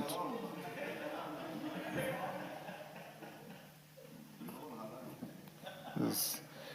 Departmental Committee on Justice and Legal Affairs, the Honorable Toroitich Timothy Kipchumba MP to replace the Honorable Karemba Eric Muchangi CBS MP, the Honorable Kipchumba Harold Kimunge MP to replace the Honorable Siad Amina Udgon MP. Departmental Committee on Regional Development, the Honorable Hassan Ahmed Maalim MP to replace the Honorable Umul Her Kasim Sheikh MP, the Honorable Wamshomba Gadoni HSC MP to replace the Honorable Mwangi Geoffrey Wandeto MP. Departmental Committee on Sports and Culture, the Honorable Ndakwa David Athman MP to replace the late Honorable Denar Joseph Hamisi. Departmental Committee on Tourism and Wildlife, the Honorable Kasiwai Rael Chepkemoi MP to replace the Honorable Sangaire Lea Sopiato MP. Do I put the question? Yes, Mondi, what's your point of order? Rise under Standing Order number 147, sub-article 3, and 176 of our standing orders. Let me start with the first one, which is 174, sub-article 3 of our standing orders. 174, yes. 3B in particular, and I'll read them for the benefit of the members. A member who is a chairperson of a committee or a member of the Parliamentary Service Commission appointed under Article 127(2)(c) of the Constitution shall not serve in more than one committee. I've been chair of CIOC, so have been serving only in that committee. I used to be a member of the Sports Committee. In the list that has been circulated, my name appears nowhere. And I know under our standing orders, I'm entitled to sit in one committee. So I would like to get clarification on that point. The second one is Standing Order 176(1), discharge of a member from a committee. A party may discharge a member from a select committee after according the member an opportunity to be heard. 2, the party whip of the party that nominated a member to a select committee shall give notice in writing to the Speaker of the intention to discharge a member from a select committee. 3, the Speaker shall, within 3 days of receipt of the notice under paragraph 2, inform the member of the notice. 1, my understanding of the word discharge in legal, as a matter of legal definition, is to be released, to be terminated, or to be discontinued as a member of a select committee, which has happened in this case because my name has been excluded in the membership of the Constitutional Implementation Oversight Committee. I have not been accorded an opportunity to be heard. Neither has the Speaker informed me that he received a notice. Neither has the party whip shared with me a letter where she is recommending that I be removed from that committee. In terms of Article 35 of the Constitution, I would like to get 1, a letter from the whip, 2, notice as well from the Speaker. Yeah. Thank you. I'll leave it at that for the moment, and then I'll come back on some other issue. Thank you. Yes, Majority Leader. Honorable Speaker, the Honorable Karoli Omondi is clearly misleading the House because the whip is true, has not discharged him from the committee. I did allude to the fact that there are people who are members, who are chairs of committees, who are holding other committees. Honorable Karoli Omondi was one such member who was chairing the CIOC committee and is also a member of the Sports and Culture Committee. So to say that his name is not there is first very misleading because if he goes to the list that is already published, even on the website, you will see he's a member of the Sports and Culture Committee. 2, Honorable Speaker, most importantly, and if you can protect me from his heckling, Honorable Speaker, Honorable Speaker, just protect me from the heckling. I am making very clear points. I was very quiet when the member was raising his point of order. He can be quiet and wait for the response because you cannot mislead the House. I did state also that following the small general election of November last year, UDA gained positions even in committees that we did not hold. This is one such committee where because of the size of the committee, we have taken an extra slot in line with our standing orders on how we share positions. Therefore, Karoli cannot claim that he has been discharged. It is true, and Millie Odhiambo, the minority whip, has not discharged you. Honorable Karoli Omondi, last week, Honorable Speaker, and I did state it here on Thursday, went on national TV to threaten this House that we want to remove him from a committee. I don't know for what position. I am not involved in ODM affairs myself, Honorable Speaker. And I have no business other than my name that looks close to Ichungwa. For those who call me Ichungwa, looks close to Ichungwa. I have no other business with ODM other than them being my good partners in the broad-based government. But as much as we have the broad-based government, we also have coalition agreements that we adhere to. We have standing orders, as you clearly put out, that we have to follow. And therefore, if positions are shared out pro rata on the basis of the number of seats that you have in the House, definitely, if we gain more seats, like we did in the last small general election, there are positions that we will take that may have been in the minority, Honorable Speaker. Honorable Speaker, I want to leave it at that and ask the Honorable Karoli Omondi, if you are to be discharged from a committee by the whip will do a letter to you, as you have stated, but this time you have not been discharged. That position has just been lost by the minority in that particular committee. If you look at that committee, it's one of the largest committees in this House, and therefore it is one of the positions that have been lost by the minority side. Yes, Junet. Mr. Speaker. Let's hear Junet, then I'll give you. Mr. Speaker, I want to bring, having been a whip for many years, very many years, Mr. Speaker, I want to bring to the attention of the House that the situation that is before the House now is different from what Honorable Karoli is describing. Mr. Speaker, when you are being discharged from a committee and the whip needs to write to you and give you notice of discharging you from the committee, you don't have to be taken to the selection committee. Mr. Speaker, a committee of the House sat this morning to reconstitute the committee of the House. That committee has the mandate of reconstituting membership of committees of the House, Mr. Speaker. So we were invited to a committee of the House, which is a selection committee. The committee sat down, relooked in the composition of committees of the House, and in that process, they placed committees in different members in different committees, Mr. Speaker. But the one Honorable Karoli is talking about is coming, Mr. Speaker. It's on the way. It's on the way, I can promise you as the leader. It's on the way, it is coming, Mr. Point Speaker. made. Yeah, it's coming. Yes, Karoli. Order. Mr. Speaker, I'm very happy we're having this debate because I'm sure, and it is not, it will be very beneficial to a lot of members. First, the moment I was elected chair of CIOC, automatically I ceased being a member of another committee, which was a sports committee. I did. And if you look at the records, I've never attended their meetings. I have never attended their meetings since I became chair. I went and I said bye. So I'm not a member of that committee. So the question that I've asked, if you are reconstituting the committees, and I'm entitled at least to be in one, so which one do I belong to? Because that discontinued the moment I was a member of CIOC. I became chair of CIOC. Secondly, my nomination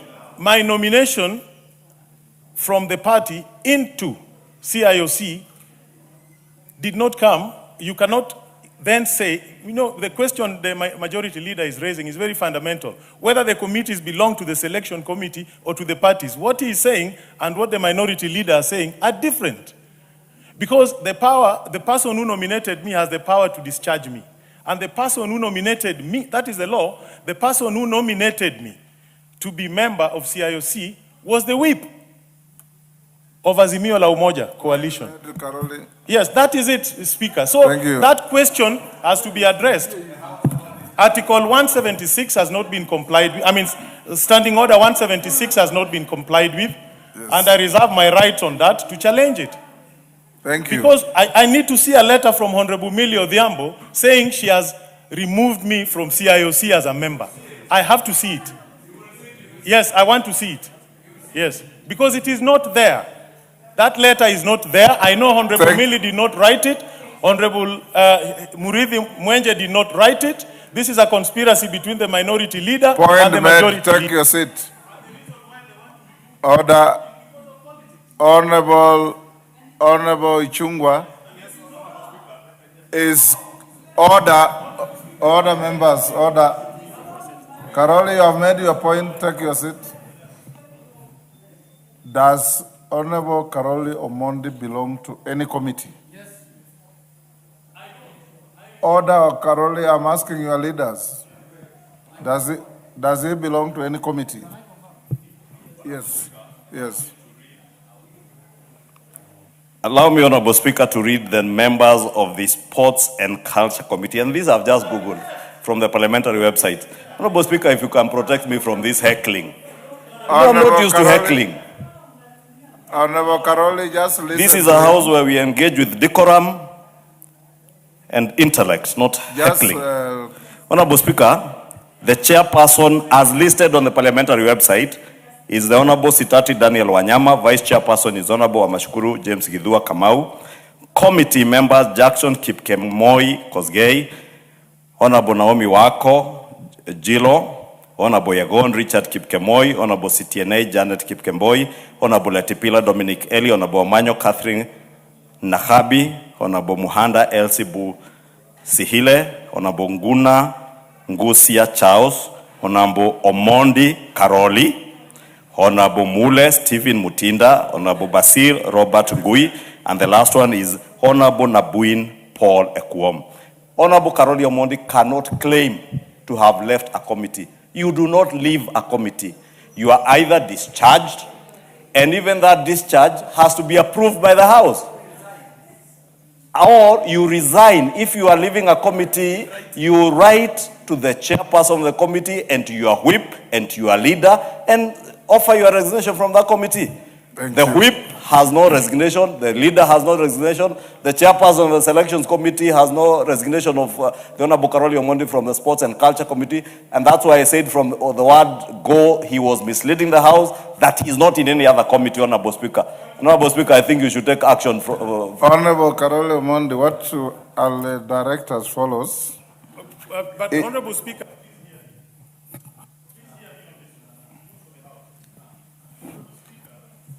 you have a minute. the power of the selection committee is to nominate members. I want to be shown the power of the selection committee and our standing orders to discharge me from a committee, because only articles. You've made that point already. Yes, but I want it. I want a ruling from you. I want to encourage you to retire, not make and research and give us a ruling on these matters. It is for the benefit of the members, because members have been mistreated in this house, where political differences are brought into this house.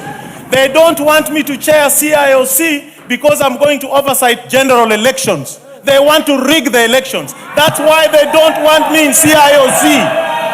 And that is the reason. That is the reason. Because I'm chairing CIOC.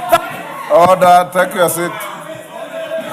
Take your order, members. Order, members. Order, members. I don't want us to escalate this. Order. Honorable Karoli Omondi, I don't need to retreat to make a ruling on this very simple matter. On the first point, as to whether you are a member of any committee, I hold the majority leader to what he has read to the House, that you are a member, and if you are not, then I direct the leadership to make sure that you get a committee. That ends there. The second one, on the issue of discharging and reconstitution of committees, the two are as different as day and night. To discharge a member from a committee does not involve the whole House. All your leadership needs to do is to write to the Speaker and say you are being discharged from the committee. The Speaker will ensure that you get a hearing to defend yourself if the process is either malicious or based on reasons that you don't agree with. This is not obtaining here. And as your former employer, you also know that my knowledge of the law is very sound. Honorable members, I now put the question at order number 12. That notwithstanding the resolutions of the House of Wednesday, 5th March 2025, Thursday, 6th March 2025, and Tuesday, 29th, 2025. This distinguishes what is happening from being discharged, Carolo Mondi. Appointing members to various committees and pursuant to the provisions of Standing Order 175, this House approves the appointment of the following members to the respective committees as specified hereunder. There's no use of the word discharge, I must emphasize. It's appointing members to committees. A, Committee on Powers and Privileges.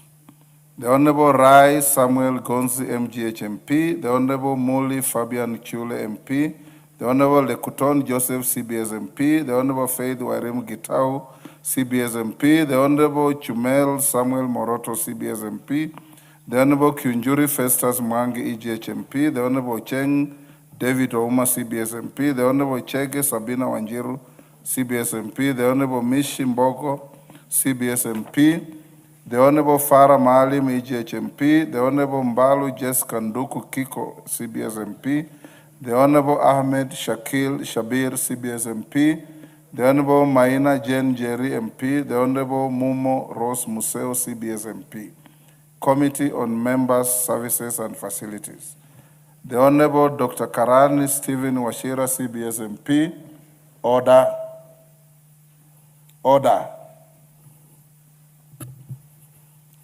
The Honorable Salim Faisal Padar MP, the Honorable Yegon Brighton Leonard MP, the Honorable Mafrika Augustine Command MP, the Honorable Kihara Jane Wanjiru Njeri MP, the Honorable Mwangi Teresia Wanjiru MP, the Honorable Gachagua George MP, the Honorable Aramat Lemanken MP, the Honorable Mongina Jerusha Momanyi MP, the Honorable Odhiambo Elisho Cheng MP, the Honorable Busia Ruth Adhiambo Odinga MP, the Honorable Salasia Peter Kalero MP, the Honorable Abor Paul MP, the Honorable Muhanda Elsie Busihile MP. Constitution Implementation Oversight Committee, the Honorable William Kamket MP, the Honorable Mbai Nimrod Mbithuka MP, the Honorable Murumba John Chikat MP, the Honorable Risa Sankuya George MP, the Honorable Geoffrey Ekesa Mulanya MP, the Honorable Mukunji John Gitonga MP, the Honorable Kitur Bernard Kibor MP, the Honorable Major Dong Benjamin Gathiro MP, the Honorable Absirat Khalif Ali MP, the Honorable Onyengo Silfano Zosoro MP, the Honorable Njoroge Mary Wamao MP, the Honorable Wamshomba Gadhoni HSC MP, the Honorable Osero Patrick Bagende MP, the Honorable Carido Kili Daniel MP, the Honorable Nablindo Pitoske MP, the Honorable Aburi Lawrence Mpuru MP, the Honorable Mohamed Umulheri Harun MP, the Honorable Mbalu Jessica Nduku Kiko CBS MP, the Honorable Lendoi Johnny Jackson Lekumo Ntare MP, the Honorable Professor Jaldesa Gui MP, the Honorable Nguna Charles Nguzi MP, the Honorable Hamisi Kakuta Maimai MP, the Honorable Paul Abor MP,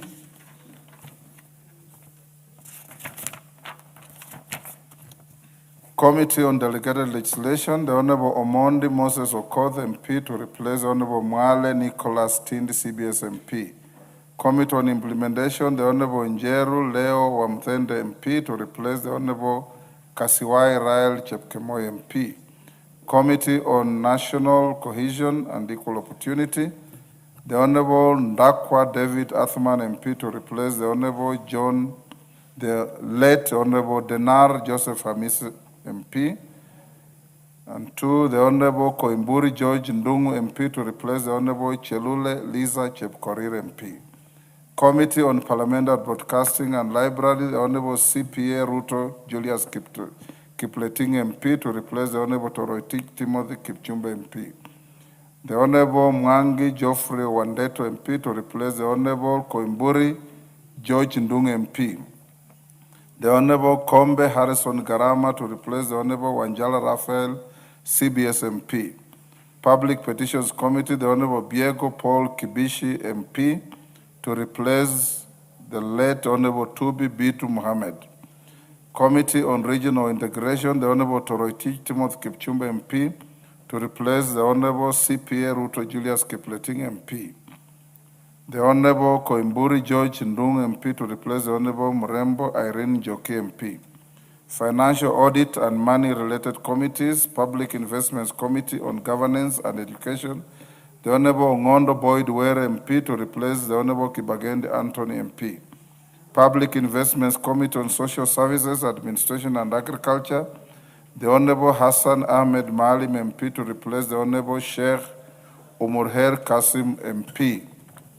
Special Funds Accounts Committee, the Honorable Sankaire Lea Sopiato MP to replace the Honorable Biego Paul Kibishi MP. Departmental Committees, Departmental Committee on Environment, Forestry and Mining, the Honorable Njeru Leo Wamthende MP to replace the late Honorable Tubi Bidu Mohammed. Departmental Committee on Justice and Legal Affairs, the Honorable Torotich Timothy Kipchumba MP to replace the Honorable Karemba Eric Matiang'i, CBS MP. The Honorable Kipchumba Harold Kimunge MP to replace the Honorable Siad Amina Udgon MP. Departmental Committee on Regional Development, the Honorable Hassan Ahmed Maalim MP to replace the Honorable Umulher Kasim Sheikh MP. And the Honorable Wamshomba Gadhoni HSC MP to replace the Honorable Mwangi Geoffrey Wandeto MP.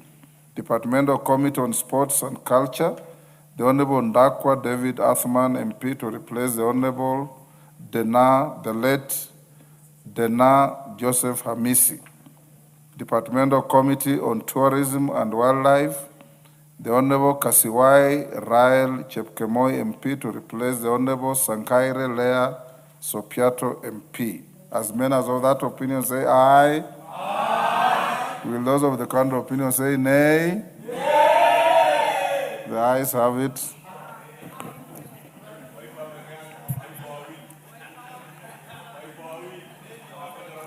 Next order. Order number 13, the Division of Revenue Bill, National Assembly Bill number 2 of 2026, first reading. A bill for an act of parliament to provide for the equitable division of revenue raised nationally between the national and county governments in the 2026-2027 financial year and for connected purposes.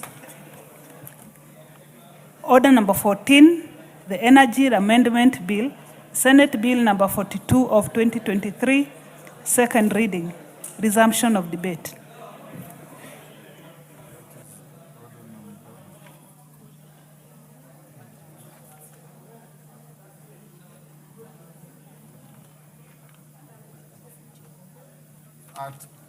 At order number 14, when we rose, nobody was on the floor.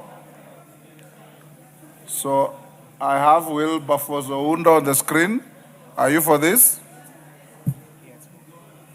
Speaker, I had spoken on this. I was the first person to speak on it. You spoke on this? Yeah.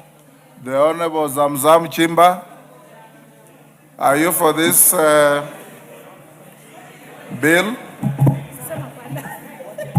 Honorable Speaker, it has not been communicated. Thank you.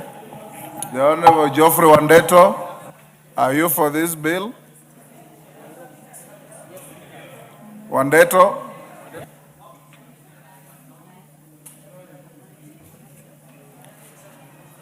Tindi Mwale, are you for this bill? No, thank you, Mr. Speaker. I'm for motion number 15. Then get your name off the screen. There being no interest in debating this bill, the mover is called upon to reply. Chairperson, Departmental Committee on Energy. Thank you, Honorable Speaker, and let me take this opportunity to thank the members who contributed towards this very important bill. Honorable Speaker, from the members who had spoken, Honorable Speaker, they did raise the aspect of the cost of energy in the country. And Honorable Speaker, to be honest, as alluded to by Honorable Waudo, who spoke very positively towards, supported the bill, but of course raised some very important critical issues that needed to be looked into, Honorable Speaker, particularly on these the independent power producers, Honorable Speaker. if they are not regulated properly, Honorable Speaker, they end up overcharging Kenyans, and Kenyans feel the weight and, of course, affecting the economy of this country. Honorable Speaker, after this House did lift a moratorium which had been placed for quite a while by the past regime, Honorable Speaker, and, of course, the importance of increasing the power generation, Honorable Speaker, we as a committee and the government has taken a positive direction. It's unfortunate, Honorable Speaker, that when we were talking about the cost, we remember, Honorable Speaker, we did bring a report again on the floor of the House on the cost of energy in the country.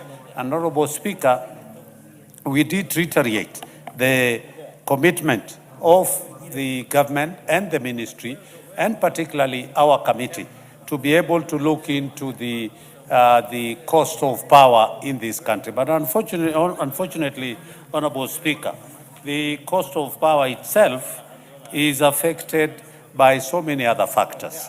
One of the issues is the fuel levy that is always a percentage in our electricity bills, the foreign exchange adjustment, Honorable Speaker, the taxes again.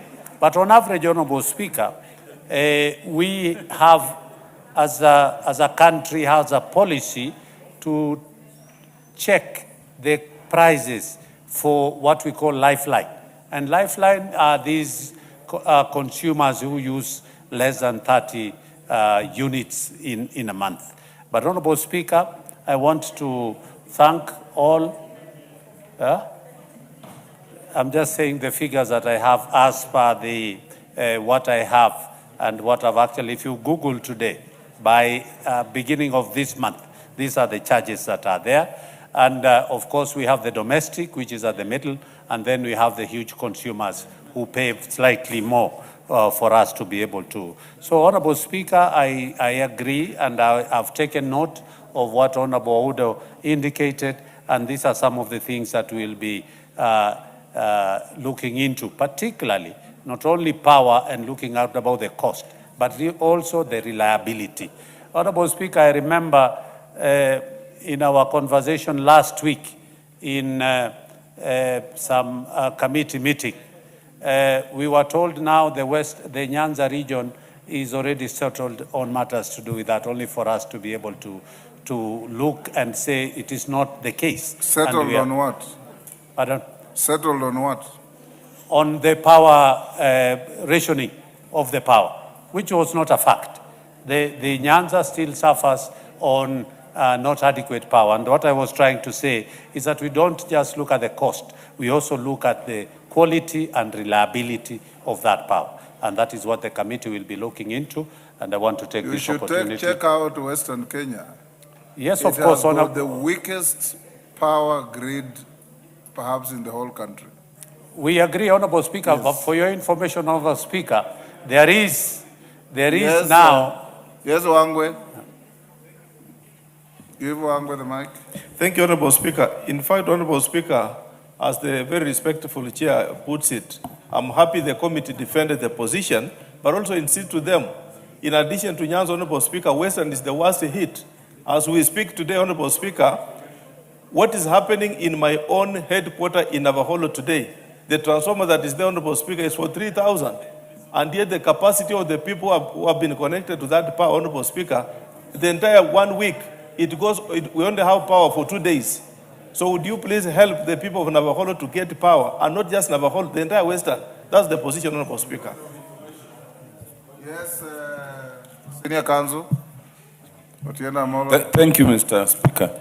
Mr. Speaker, the chair of the committee, who is my very good friend, has made an admirable statement, but it is factually not correct. It is not correct that Nyanza is now settled in terms of power interruptions. Let me assure you that the weakest link and what has been promised is a new grid. It is not yet there. Anytime there's even a thunderstorm or even a whiff of rainfall, all the power goes, and it goes for more than 24 hours.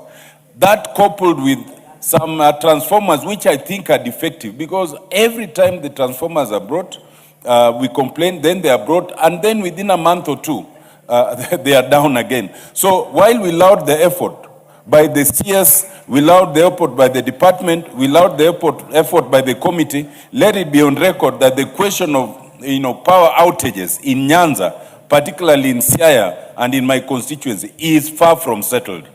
Thank you, Mr. Speaker. Yes, Zamzam. Mheshimiwa Spika, nimemsikiza chair akizungumza kwa wale matumizi ya power kuwa kwa mwezi ya token kwa mwezi ni units 30. Mheshimiwa Spika, kwanza mimi nataka nikujuze chairman, hizi smart meters ambazo zimeletwa, hizi ambazo zimekuja sasa, kwa nyumba yangu tu, wacha hata jirani wamelalamika, nyumba yangu mimi natumia na shangaa kwa siku moja 40 units. Mimi si factory na shangaa. Kwa hivyo kuna kitu kinaendelea, lazima muweze kuchunguza, manake Wakenya wengi wanalalamika units zinaenda mbio sana, hasa hizi smart meter ambazo zimeanza kuja zinawekwa kwenye majumba ni za wizi mtupu. Kwa hiyo chair, hata kama watu wanalalamika 30, mimi nakwambia yani 40 kwa siku moja, wewe wasema 30 kwa mwezi, 40 kwa siku moja, unashangaa hii ni tunaelekea wapi? Kwa hiyo na kuna mtu ndani ya power aliniambia hizi smart meter zilikuwa hazifai kuja katika majumba ya watu, ilikuwa inafaa iende kwenye factory, lakini wameleta kwenye majumba ya watu. Sasa Mkenya analipia stima zaidi hata kushinda ule mshahara wake ambao anapata kwa mwezi. Asante sana Mheshimiwa Speaker. Yes, Gikaria, wind up. Honorable Speaker, I think they didn't hear me clearly. Honorable Speaker, I said when we had an engagement last week with the PS, he alluded to the fact that the Nyanza region is now sorted out on matters of reliability of power. But immediately one of the members in the committee said that it is not true. And that is what I was alluding to, the fact that we realize much as we get Are you alluding or you are stating? Stating, Honorable Speaker.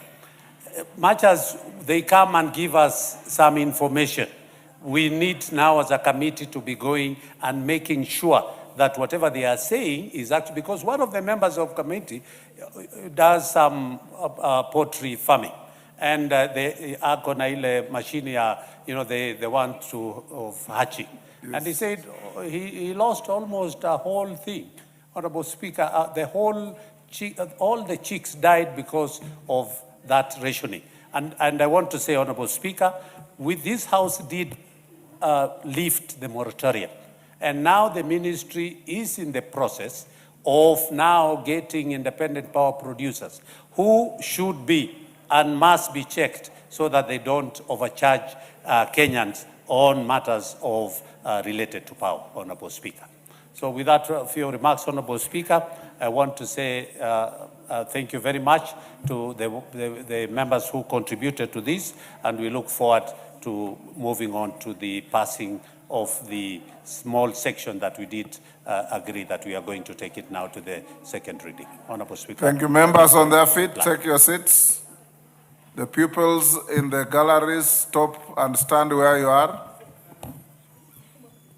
Order, Deputy Speaker. Take your seat, Deputy Speaker. The nearest seat. Thank you. Honorable members, will now put the question at order number 14, which is that the Energy Amendment Bill, Senate Bill number 42 of 2023, be now read a second time. As members of that opinion say aye. Aye. Will those of the contrary opinion say nay? The ayes have it. A bill for an act of parliament to amend the Energy Act to make provision for energy purchase agreements and for connected purposes. Next order. Order number 15, motion, examination of the report of the Auditor General on financial statements for the national government. Chairperson, Public Accounts Committee, Tindi Mwale. Thank you, Mr. Speaker. Mr. Speaker, pursuant to Standing Order 199, I wish to move that this House adopts the report of the Public Accounts Committee on its examinations of the report of the Auditor General on the financial statements for the national government ministries, departments, commissions, and agencies for the financial year 2022-2023 laid on the table of the House Thursday, 19th February 2026. Honorable Speaker, the National Assembly exercises oversight over national revenue and its expenditure pursuant to Article 95(4)(c) of the Constitution through the Public Account Committee, PAC, which in turn derives its mandate from Article 124(1) of the Constitution and Standing Order number 205 of the National Assembly Standing Orders. It is important to note that Article 2298 of the Constitution requires Parliament within 3 months after receiving an audit report to debate and consider the report and make appropriate action. Further, Article 2033 of the Constitution provides that the equitable share of the revenue raised nationally and allocated to the national government and county government is to be calculated on the basis of the most recent audited accounts of revenue received as approved by the National Assembly. Honorable Speaker, I wish to commend all the accounting officers whose financial statements received an unqualified opinion from the Auditor General. I encourage that other accounting officers to emulate these worth examples.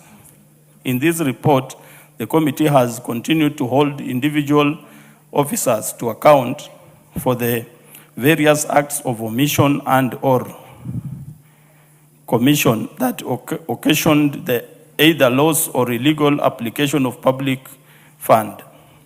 In several instances, the committee has recommended specific follow-up actions, including further investigations by the relevant accounting agencies. It is my hope that these recommendations will be implemented as quickly as possible by all concerned with public interest above everything else. Mr. Speaker, Madam Speaker, sorry. I left when the Speaker was still on the seat. It has changed. Yes. Yes. Madam Speaker, I want to highlight several concerns which the committee had when we did the examination of the report of the Auditor General. Madam Speaker, you will find that some observations and recommendations emanated from how the accounting officers would present themselves, the responses that they would give, and also the interrogation that members gave different responses. So, Madam Speaker, we have the first one. We have unsatisfactory accounting standards of accounting units. This one, Madam Speaker, as much as we have officers that are qualified in accounting units within a state department, we found out that most of them have got laxity. Most of them are not competent to handle accounting practices as per the international accounting standards. And therefore, Madam Speaker, the committee, and I want to read the recommendation so that it's captured on the answer. The committee, Madam Speaker, recommended that the National Treasury conduct periodic sensitization and capacity building for all accounting officers, finance staff, and procurement officers across government on their responsibilities during the audit cycle and adherence to international public sector accounting standards, IPSAS. 2, ISPAC enforce compliance with the standards and impose sanctions to those officers found to be willfully failing to discharge their functions. Madam Speaker, the second one was on the late submission of supporting documentation. You will find that during the audit process, the Auditor General will write management letters to different state departments. But the state departments will, in a way or another, find that it will take more time to submit the responses. Madam Speaker, you'll find that this late submission of supporting documentation normally drags around the audit process. This has also been experienced during a committee examination of the Auditor General's report, where you find an accounting officer comes with the documents when he or she is appearing. Immediately they come to the committee room. That's when they are carrying the documents. These documents, most of them are voluminous, and you find most of them are more technical, and we require the committee staff to analyze. So when they bring them during late submission, in one way or another, technically, they want the committee not to look at the documents and also evade some mistakes. And therefore, this was one of the observations that the committee noted, that we had late submission of supporting document. Madam Speaker, the committee recommends that accounting officers comply with Section 68(2)(k) of the PFM Act, Cap 412A, by providing supportive documentation on time. The committee cautions that in subsequent audit cycles, it shall recommend the imposition of appropriate sanctions against accounting officers who fail to comply with the relevant legal and regulatory requirements. The third one, Madam Speaker, is the long outstanding construction works / stalled projects.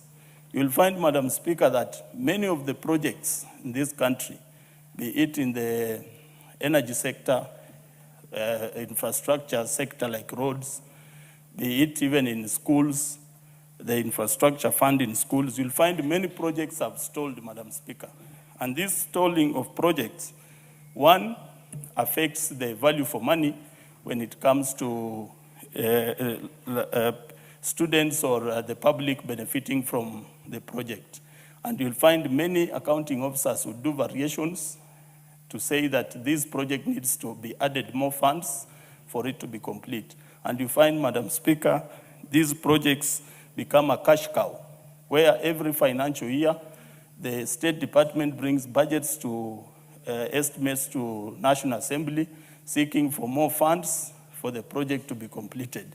So the committee noted the long outstanding construction works, stalled projects, Madam Speaker, and the committee recommends that the National Assembly, that the National Treasury approve only projects it can guarantee will be funded and completed within the medium-term expenditure framework.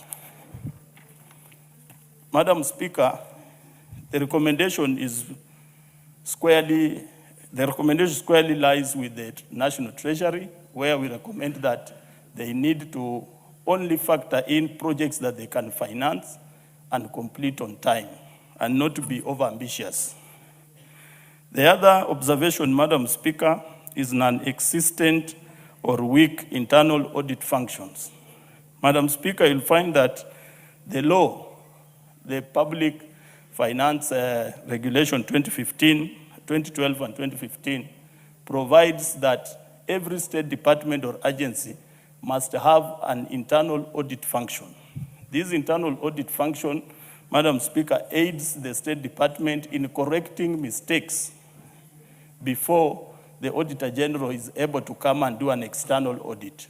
And we did an observation and found that many of the state departments did not have the internal audit function, or if they had, it was a weak internal audit function. And the committee recommends that the National Treasury should submit a proposal to the National Assembly within 3 months of adoption of this report, delinking internal audit function in terms of appointment, facilitation, and reporting from accounting officers to an independent office.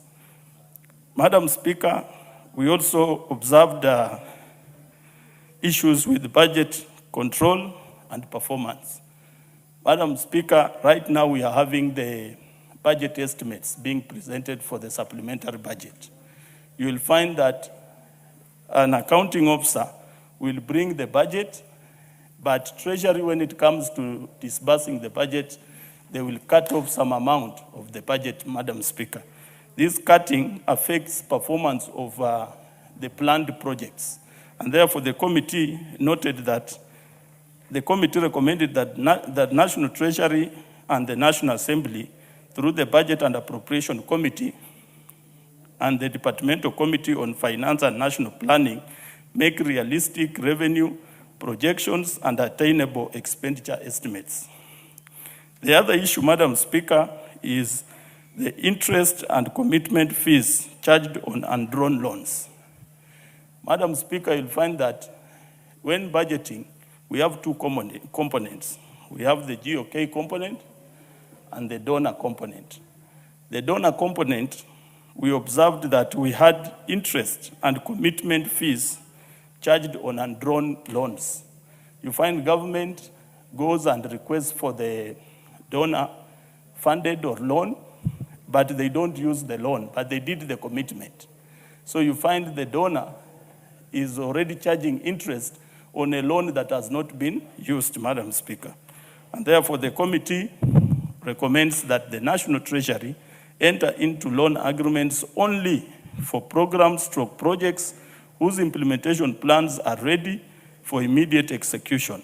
Accounting officers who fail to observe such funds promptly and within the schedule will be held personally liable and will make good the lost interest, subject to Article 2265 of the Constitution.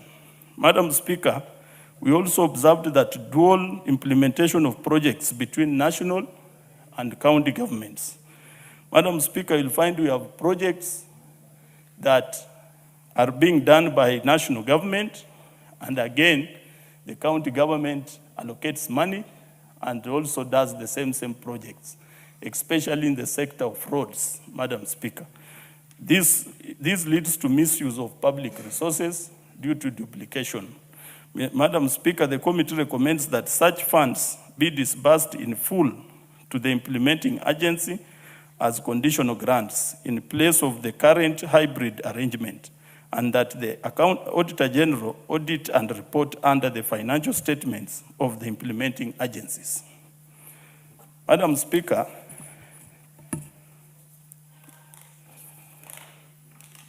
the second last observation is delay to compensate landowners promptly.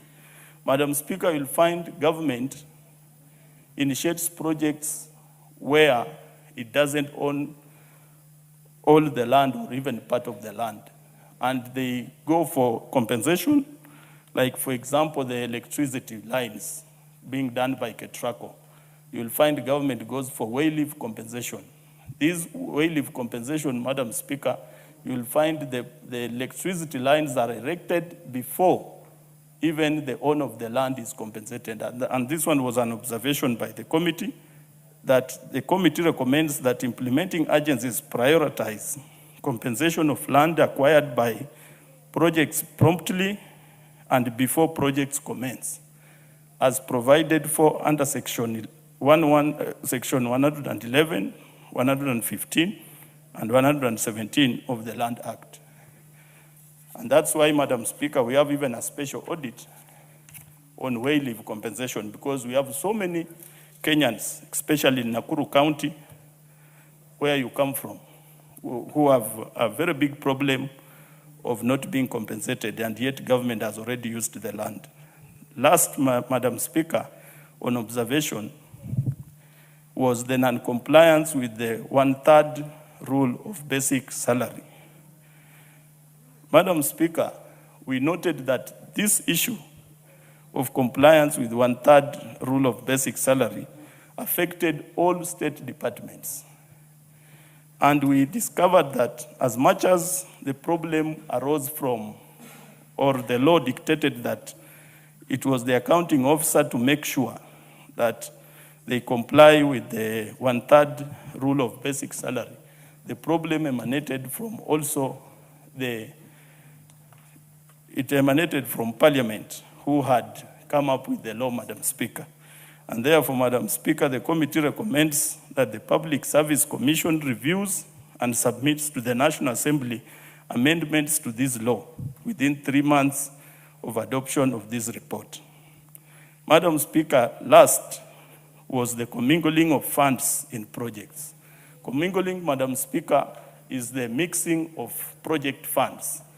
They use technical language in accounting, commingling, and we found that many government agencies were prone to mixing government funds from different projects to the other.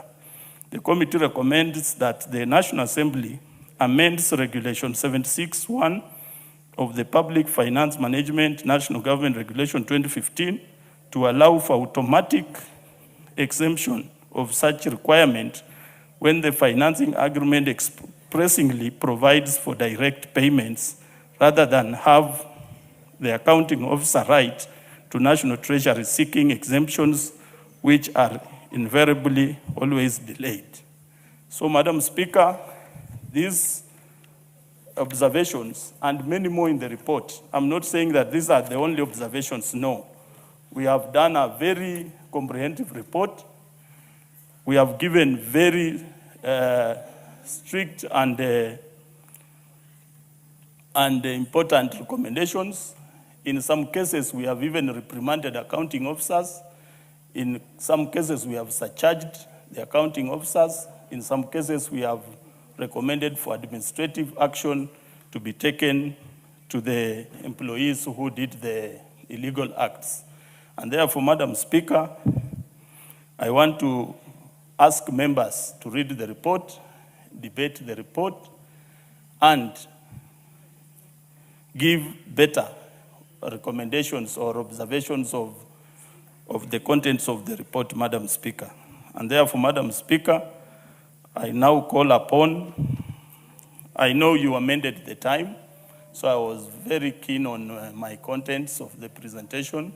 I believe my 20 minutes are not over. I have like 4 minutes left. I wanted to give my colleagues of the committee to comment. I can see, Honorable Speaker, I now call upon Honorable Edwin Mugo Gishuki, the member for Madioya, to second. Thank you very much. And just maybe before member for Madioya, yes. In future, the report of the committee has 60 minutes. In fact, you are very far from finishing. It has what? 60 minutes to move. Oh, it has 60 minutes. 1 hour to move, but you've already moved. That's for future. Before I give Honorable Edwin, I know our students and guests have very limited time in the gallery. Allow me to recognize learners and teachers from Allure Girls High School in the speakers gallery. They are from Game Constituency, Siaya County. Join me in welcoming them to observe the proceedings of the House. Member for Madioya. Madam Speaker, I beg to second the report. And also, Madam Speaker, just to add that we took so many hours to publish that report. As you can imagine, dealing with almost 51 state departments and independent commissions like IEBC, Public Service Commission, Parliamentary Service Commission, and many others. Madam Speaker, just to buttress what the chair for PAC has said, there was one issue that was cutting across all the state departments, including the commissions, the issue of audit committee and internal audit. You find that most of the state departments, Madam Speaker, they have an internal audit department, but they don't have an audit committee. That means there is no internal oversight, Madam Speaker. So this is one of the points that we would want to be addressed in all the state departments, because if it is addressed, then it is able to bring transparency and oversight even before the Office of the Auditor General comes in. Another issue, Madam Speaker, that we realized that was cutting across all the state departments was the issue of paid-in bills. Madam Speaker, almost all the state departments, they have paid-in bills. Paid-in bills, When there are paid-in bills, that means there are certificates that have not been paid to contractors. Paid-in bills equals stored projects, just as the chair said, stored projects for roads, for water, for education, and many other areas. So, Madam Speaker, if the issue of paid-in bills can be addressed once and for all by this National Assembly, because we hold the power of the purse, that is from the State Departments, to make sure that the funds are allocated to clear these paid-in bills so that the contractors and the suppliers can resume on site, Madam Speaker.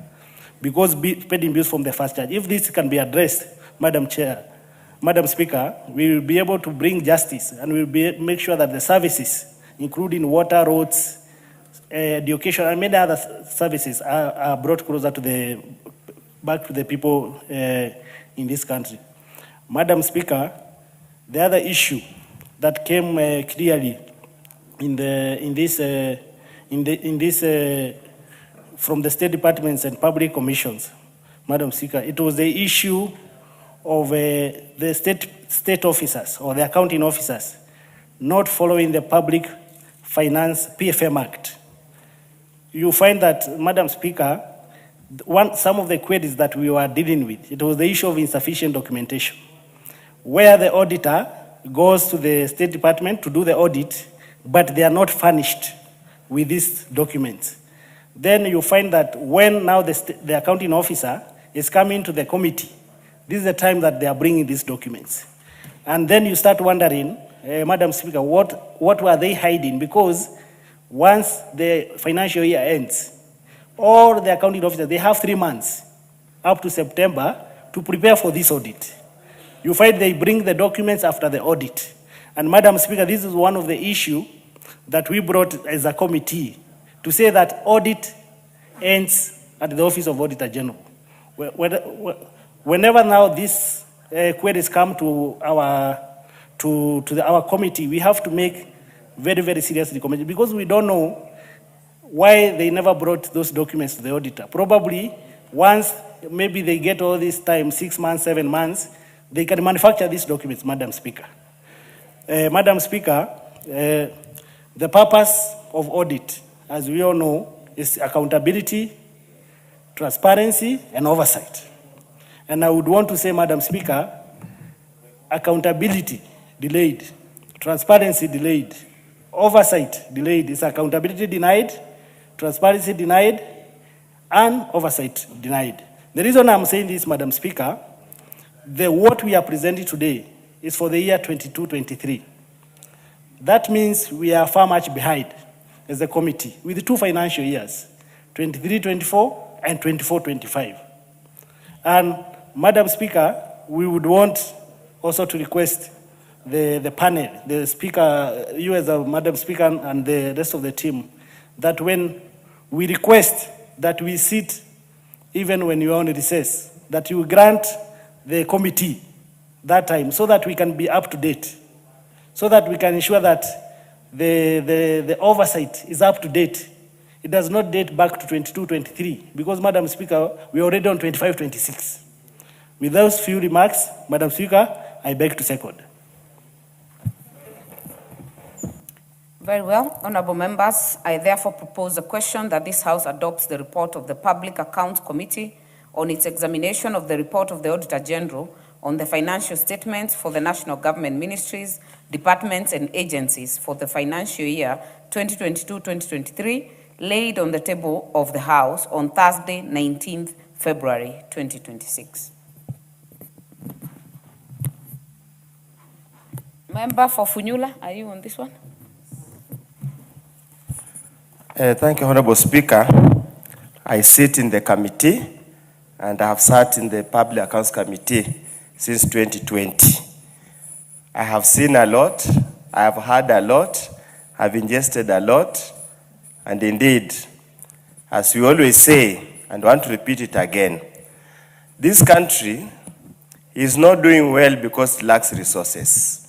This country is doing badly because those charged with managing public resources are not interested in making better use of those public resources. Honorable Speaker, in any jurisdiction, the report by the Public Accounts Committee should be earth-shaking, should cause tremor and should surely focus or set public discussion and public discourse. We just hope and pray that the Kenyans, wherever they are, they will read this report and ensure that there is adequate public discourse. Honorable Speaker, Article 95 of the Constitution of Kenya gives the National Assembly the authority to appropriate funds to the various state departments, to the counties and everywhere. Secondly, Honorable Speaker, naturally it follows that once you appropriate, we must oversight and call to account those who have been charged with managing these resources to account to the people of Kenya through the National Assembly after being reviewed by the Office of Auditor General. Honorable Speaker, there is some systematic cross-cutting issues in respect of management of public resources. As the chair has clearly put it, one of the first things, it would seem most of the accounting officers find audit process tedious, onerous, and irritant. Why do I say so? Many a times, Honorable Speaker, the report of the Auditor General would normally indicate the following documents were never made available. When they come for the Public Accounts Committee, that's the time now they want to provide those documents. Basic things like bank reconciliation, cash book, bank statements are missing at the time of audit. Then obviously it begs the question, are these accounting officers adequately trained and prepared to prepare financial statements for auditing purposes? And we have challenged this in the National Treasury that if they post the accounting officers or accountants to the various departments, there must be a concerted effort to ensure that whoever is sent there is somebody who has got the relevant qualifications. And Honorable Speaker, we have always agreed and made it very clear. In Public Accounts Committee meetings, we do not open audit process afresh. As we examine what has been provided, if you didn't provide by then, it means we do not have it. Second, Honorable Speaker, there is also another emerging issue, an emerging cross-cutting issue that seems to have a problem that we need to address. The issue of cherry picking, who is supposed to be paid pending bills. We have legacy and historical pending bills that have been ignored over the years. Many Kenyans all over this country are suffering because state departments and other sagas order for service, procure services and goods, knowing very well either they don't have the budget line or unfortunately they delay the procurement process. By the time they intend to procure or pay for the services, by then, Honorable Speaker, there could have been a supplementary budget where that particular development aspect has been taken away or there has been a reduction on the recurrent expenditure. So this puts into question, do these entities have a procurement plan? And is the procurement plan aligned with the government National Treasury disbursement process? So, Honorable Speaker, those are now, it seems to be a tendency that we need to proceed.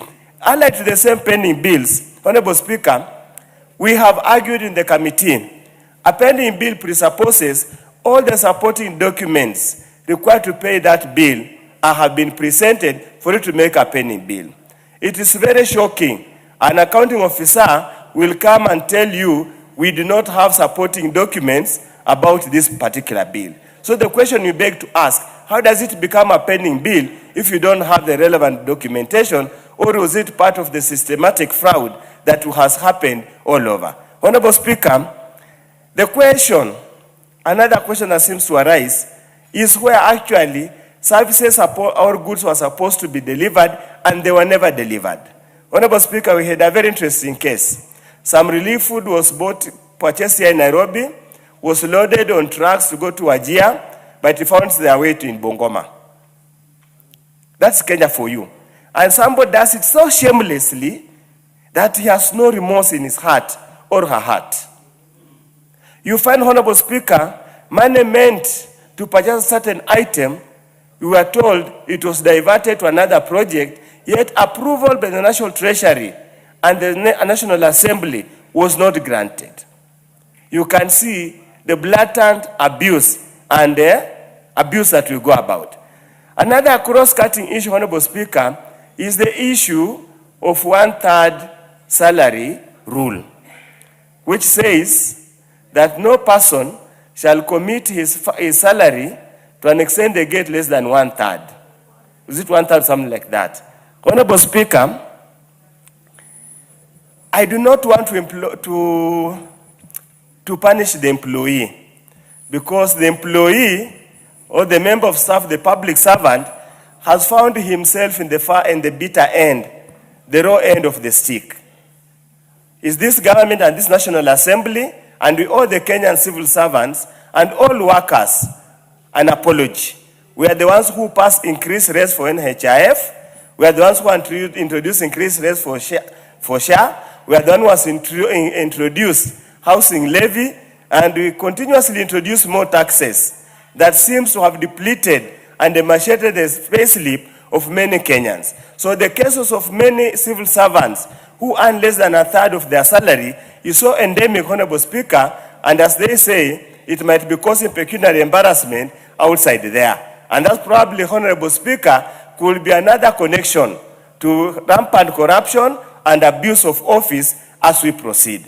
Honorable Speaker, the elephant in the house, what do we do with accounting officers who partake in impropriety?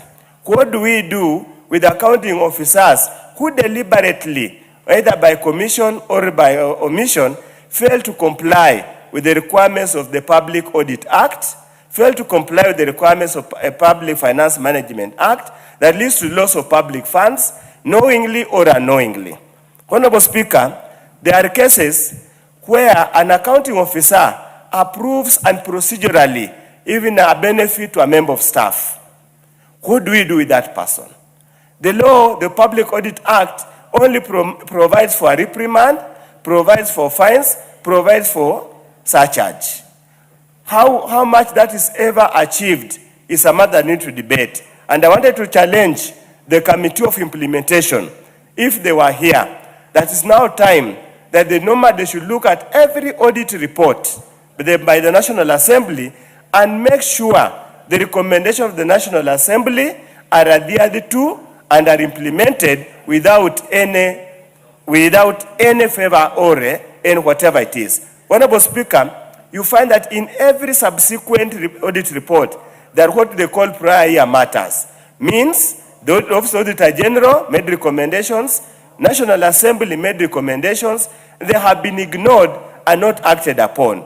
And that's why I'm saying, Honorable Speaker, I'm a member of the committee, and at times some of our recommendations and some of our actions probably are too accommodative, they are too meek to make so that to an extent the accounting officer do not take the recommendation of the National Assembly that serious. And that's why you find, Honorable Speaker, the Council of Governors can have the audacity and the temerity to say they will not appear in the Public Accounts Committee. After the Council of Governors is the PSS, who are going to be the next, say they don't want to appear before the Public Accounts Committee and the other oversight committees simply because they're being harassed and they're being asked to make sure they comply. Finally, Honorable Speaker, the period provided for in the Constitution for purposes of scrutinizing this report is expressly clear. We are behind the time, and literally speaking, Honorable Speaker, this particular report is just for formality purposes. It has got no constitutional or legal effect other than the one for sharing revenue. ECOMAS, Honorable Member for Kibwezi West. Thank you, Madam Speaker. First, I wish to laud the Public Accounts Committee, my former committee, through its chair, the Honorable Tindi Mwale, for tabling this report for the 2022-2023 financial year. Madam Speaker, as you know, and as I begin, Parliament exercises its oversight through its audit committees. And the premier audit committee is a Public Accounts Committee because it is a committee that interacts with accounting officers of the national government state departments. We are talking about an allocation, because we are also the budget-making house. We are talking about a budget of about 4 trillion shillings that goes to the different state departments for purposes of facilitating development and for purpose of facilitating recurrent expenses for those state departments. And it is that money that is raised from paying Kenyans. It is that money that is raised from hawkers. It is that money that is raised from Mamamboga. It is that money that is raided from pay slips of poorly paid civil servants and other workers that funds government functions, and it is that money that is audited by the Auditor General and brought to the National Assembly to the Public Accounts Committee for purposes of ascertaining how transparently the money or not has been spent or not. And therefore, there is no gainsaying in the fact that this is a very important function, a constitutional function of this House. And therefore, through the chair, I pass my appreciation to the members. I have been a member of the Public Accounts Committee, and I know for sure that one of the busiest committees, if not the busiest committee of this House, is the Public Accounts Committee. The committee sits almost every other day that the House is not sitting, and many times, with the approval of the Speaker, the committee also sits. And even when members are on recess to work in their constituencies, many times, members of the Public Accounts Committee are sitting so as to consider the reports of the Auditor General. Madam Speaker, I spoke about the budget allocation of 4 trillion to state departments to draw the importance of this audit, because we are talking about underdevelopment. Every member here, and earlier we were debating about the amendments to the Energy Act. Every member here wants electricity done in their constituencies. Every member here wants roads. Every member here wants water. And we have always argued that while we may have a resource deficit, we have also been living in largesse. We have also been misappropriating the little resources that are available. We have also been wasting the resources that are available. And Madam Speaker, I have been expecting that moving forward, the Public Accounts Committee, and by extension this House, will begin not only to back, but also to bite. It is important, Madam Speaker, that where accounting officers do well, they are rewarded. But it is also important that those who misappropriate, those who use public funds in manner that is against the law, in a manner that is wasteful, it is also important that they are punished. We have many times just recommended that they be reprimanded. And I wanted to urge my former committee that we now raise the bar so that we can surcharge.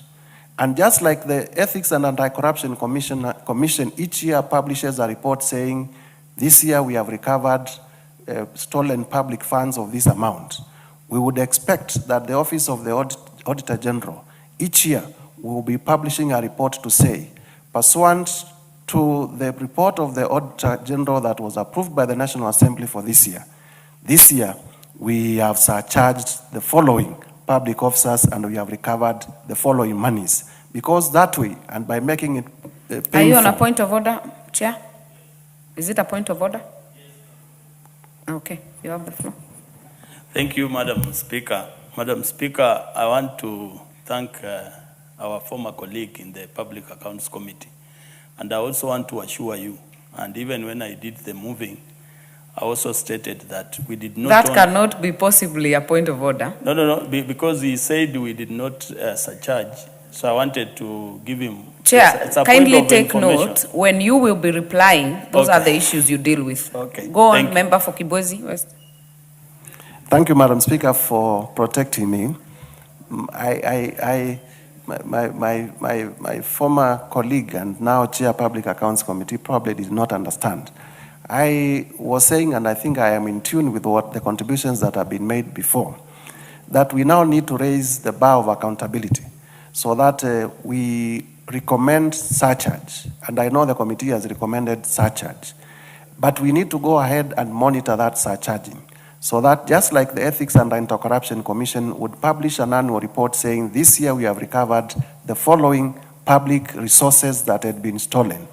Also, the Office of the Auditor General each year can publish, pursuant to the approved report by this National Assembly, can also publish the amounts of monies that have been recovered as a result of surcharge. Number two, Madam Speaker, in terms of raising the bar of accountability resultant from the reports of the Public Accounts Committee, it is time has come that Parliament exercises its power to bar public officers who are involved in misappropriation of public resources from holding public office in the future. I want to urge my good committee, because I know they are men and women of integrity who wish the best for this country, that moving forward, where we realize that an accounting officer has notoriously been involved in misappropriation of public funds, we should not shy away from recommending that that public officer should never hold public office in this country. Because as you know, as elections approach, it is those public officers who have misappropriated public funds and amassed wealth who will be the competition on the ground, because they will have money to bribe voters, and voters may never understand where some of this money comes from. Madam Speaker, as I conclude, under Article 2 or 3, Sub-Article 3 of the Constitution, and you know we have two levels of government, the revenue sharing formula between the national government and the county governments is determined, the amount to be shared, rather, is determined based on the amounts of the last audited accounts as approved by the National Assembly. Madam Speaker, I therefore agree with those who have spoken before me to say that we therefore have to fast track the audit process so that we are on time, so that when we are sharing resources between national and county governments, because this is our system of governance that we have bequeathed to ourselves by virtue of the 2010 Constitution. When we are sharing resources, we are also sharing resources based on the current realities. Today we are debating the report of the Auditor General of the year 2022-2023. We began the budget process this week with the budget policy statement. And therefore, when we shall be dividing resources between the national and county governments later this session of Parliament before April, when the estimates come before us, we shall be basing it on this report. We shall be basing it on the figure, the audited figure under this report. We will be talking about resources, budget resources for 2026-2027 financial year, relying on the audited accounts for 2022-2023, and as you can see, that in itself is an injustice. I know it is not about the Public Accounts Committee not being able to burn the midnight at all to do this, so that Parliament, just like has been requested, has to get creative to find ways of fast-tracking the audit process. As I conclude, Madam Speaker, I wish to urge that as we do financial accountability through the reports of the Auditor General, let us also move ahead and do performance audits. You know, when auditors go to the ground, and sometimes we are talking about documents and papers, Kenyans and many people in the world, because we are also a sample of the humankind, can be very good in paperwork, such that the paperwork is properly done, but the project is not done. So we also need to go beyond paperwork to performance. Where we say a road has been done, we see that that road has actually been done. It is not just a file showing procurement and accounting procedures have been followed. We also see that that road has been done, and that way we shall cause value for money for the taxpayer. Madam Speaker, I reiterate my congratulations to the Chair and the Committee on Public Accounts, and urge that we debate this report knowing that it means a lot to the people of Kenya, and it is the beginning step for fighting corruption by concealing the loopholes that where public resources are wasted and stolen. I thank you, Madam Speaker. Very well. Member for Mombasa, Honorable Zamzam. Asante sana Mheshimiwa Spika, na mimi niweze kuzungumzia juu ya ukaguzi wa hesabu ya serikali. Mheshimiwa Spika, Mheshimiwa Spika, kama alivyosema Mheshimiwa Chair wa PSC, hesabu zinatoka na pesa, hata tukiangalia katika counties hapa juzi na jana tuliweza kutoa pesa nyingi sana kuwapa counties, Mheshimiwa Spika. Lakini pia Mheshimiwa Spika, hizi pesa zikitolewa lazima tujue kila sumni imeenda kufanya kazi gani, Mheshimiwa Spika. Na kuna dockets ambazo ni muhimu sana, hasa nikizungumzia Mheshimiwa Spika katika county ya Mombasa. Mheshimiwa Spika, kwa sasa hivi tunavyozungumza, Coast General Hospital ina matatizo makubwa sana, Mheshimiwa Spika, kwa sababu inasemekana hakuna madawa, hakuna vifaa vya kufanya kazi, wakati ambapo pesa zinatoka national government, zinapita vizuri, zinakwenda mpaka kule, lakini tunashangaa kwa nini kuwe na ukosefu wa huduma kwa wananchi, Mheshimiwa Spika. Juzi na jana kumekutokea kuwa wagonjwa wanalalamika, na si ya jana tu, muda mrefu wanalalamika kutopata huduma ya matibabu, Mheshimiwa Spika, katika hospitali yetu ya Coast General, Mheshimiwa Spika. Lakini pia baada ya kutoka utetesi mpaka mmoja akaja akapoteza maisha yake, Mheshimiwa Spika, tumekuja kufahamu kuwa Coast General, sijui kama Auditor General anajua hili, na nataka kujua ikiwa kama wanatoa pesa za kwenda kutoa huduma katika counties, huduma gani naangaliwa mwanzo na muhimu, Mheshimiwa Spika? Mimi nafikiri huduma ya afya na elimu ni muhimu sana katika jamii, Mheshimiwa Spika. Lakini unapata wagonjwa wanaenda hospitali, hakuna dawa, hakuna nini. Na nimeona hata Mheshimiwa Seneta wetu amesema kuwa miaka mitatu, 3 financial years, Coast General haijawahi kupata hata sumni ya kuweza kuangalia namna ya kuweza kurani ile hospitali, Mheshimiwa Spika. Nataka niulize, pesa ambazo zimekuwa zikitoka kila mwaka zimeenda wapi? Tuulize Auditor General, wewe unafanya kazi yako na unatuletea report vizuri, lakini muhusika mkuu ni nani mpaka hata Coast General iweze kukosa mgao wao miaka mitatu na pesa zinaingia county, mpaka wagonjwa wanakosa madawa, ICU haizifanyi kazi, wagonjwa wakienda pale hawezi kuhudumiwa. Na hata cha kusikitisha zaidi, Mheshimiwa Spika, sisi ndani ya Mombasa County tumewekwa nambari 1 kwenye kukusanya pesa za SHA. Watu wanalipa mpaka Mombasa imewekwa nambari 1. Lakini ikifika kwenye huduma, Mheshimiwa Spika, unapata yule ambaye alikuwa ni CEO wa Coast General ambaye sasa amewekwa kando, analalamika, anasema sahi yeye ana pending bills nyingi sana ambazo hazijalipwa na SHA. Karibu takriban milioni 700 hazijalipwa, wakati ambapo wananchi wa Mombasa wamekuwa wakilipa pesa, Mheshimiwa Spika. Sasa hata wakati huu kuna sintofahamu kubwa sana ndani ya Mombasa County kwa sababu huduma hakuna, hasa huduma ya hospitali hakuna. Kwa hiyo mimi nataka niulize leo, wakikagua hizi hesabu, mimi nataka nijue, manake hapa tuliletewa pia utafiti ambao ulikuwa umefanywa na tukaletewa ripoti kuwa hospitali kadhaa nyingi sana zimelipwa pesa za SHA. Nataka niulize hii Mombasa County, kwa nini mpaka leo wanadai milioni 700? Yule daktari ama yule CEO anaweza kuendesha vipi hospitali kama hana pesa? Moja. Pili, katika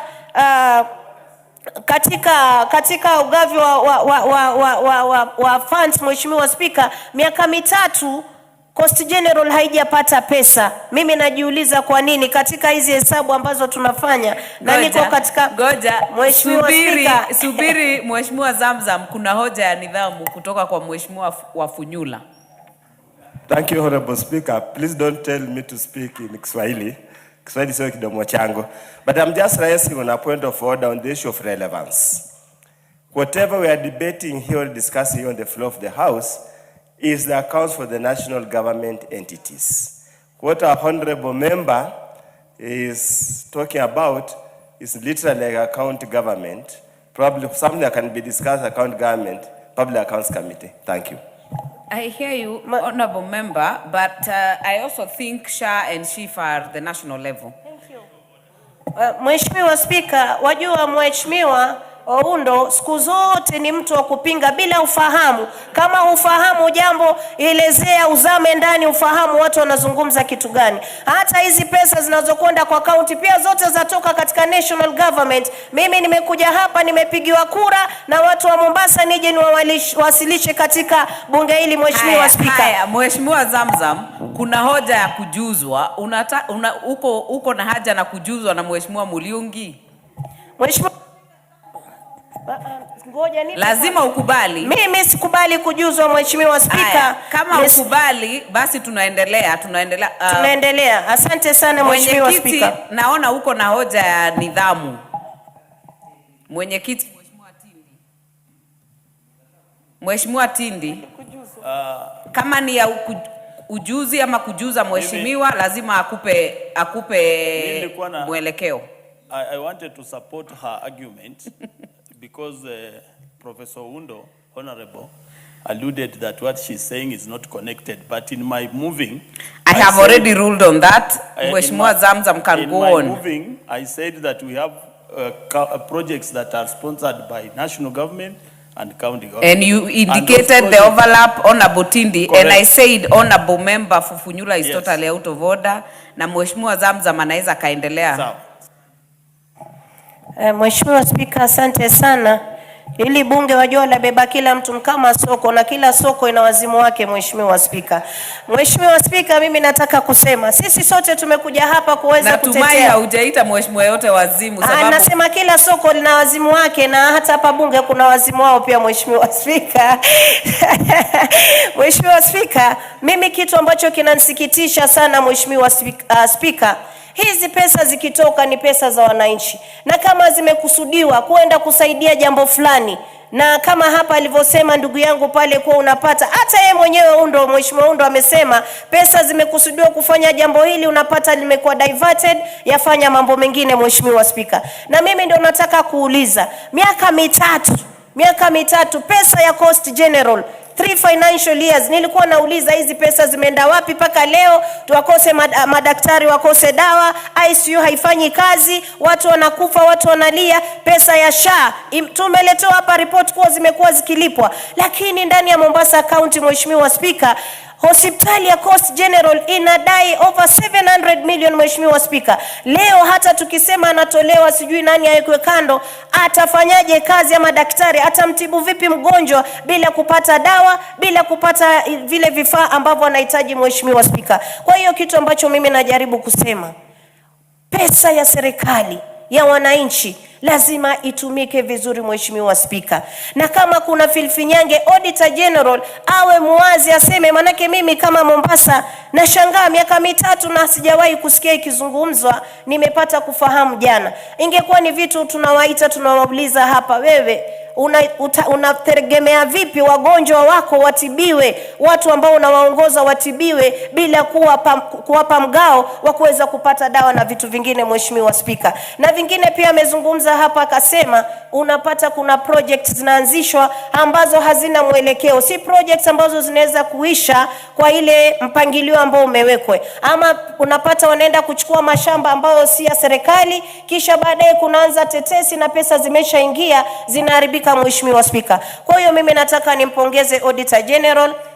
kwa kazi nzuri ambayo anafanya, na kama anamulika wezi, amilike wezi na watoke waziwazi. Mheshimiwa Spika, wala watu wasificho, ndio tutaweza kunyoosha hii serikali ama Kenya iweze kwenda mbele. Mheshimiwa Spika, iwe vitu vikitolewa, mapesa ikitolewa kwa minajili ya kufanya jambo fulani, liende kwa hilo jambo fulani. Wananchi wasilalamike kumbe kuna mtu amezembea, pengine kuna accountant mahali amezembea. Kwa nini accountant kama hajatoa report ama hajatoa returns ya muda mrefu, mbona bado anawekwa pale? Mheshimiwa Spika, anafaa hatua ichukuliwe ili asiweze kuzuia huduma ya kufikia wananchi. Mheshimiwa Spika, kwa haya mengi na machache nashukuru Mheshimiwa Spika, na nishukuru kamati ambayo inaendelezwa na ndugu yangu Mheshimiwa Tindi Mwale. Umefanya kazi nzuri sana, mzidi kutetea Wakenya, na hata sisi wa implementation committee nafikiri nafikiri sasa tutakuja tuanze kufuata hizi project, tuhakikishe zimekuwa implemented, ama ni vipi watu kama wafungwa. Mheshimiwa Spika, asante sana. Very well. Member for Mwingi Central, Honorable Muliungi, are you on this? No. No. Member for Manyata? Yes. Thank you. Thank you, Honorable Speaker. And I wish also to contribute and give my opinion on the report by the committee of PSC.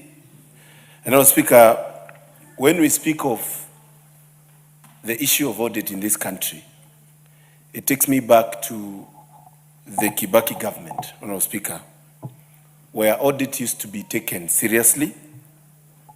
And Honorable Speaker, people normally used to have their heads rolling, Honorable Speaker, when they are mentioned on issues to do with corruption, issues to do with misuse of funds. And Honorable Speaker, we can all remember the unearthing of various scandals during, Honorable Speaker, the time of Kibaki presidency. But Honorable Speaker, it is obvious that these days the Auditor General's report are just becoming pieces of paper and things that give you a chance to even be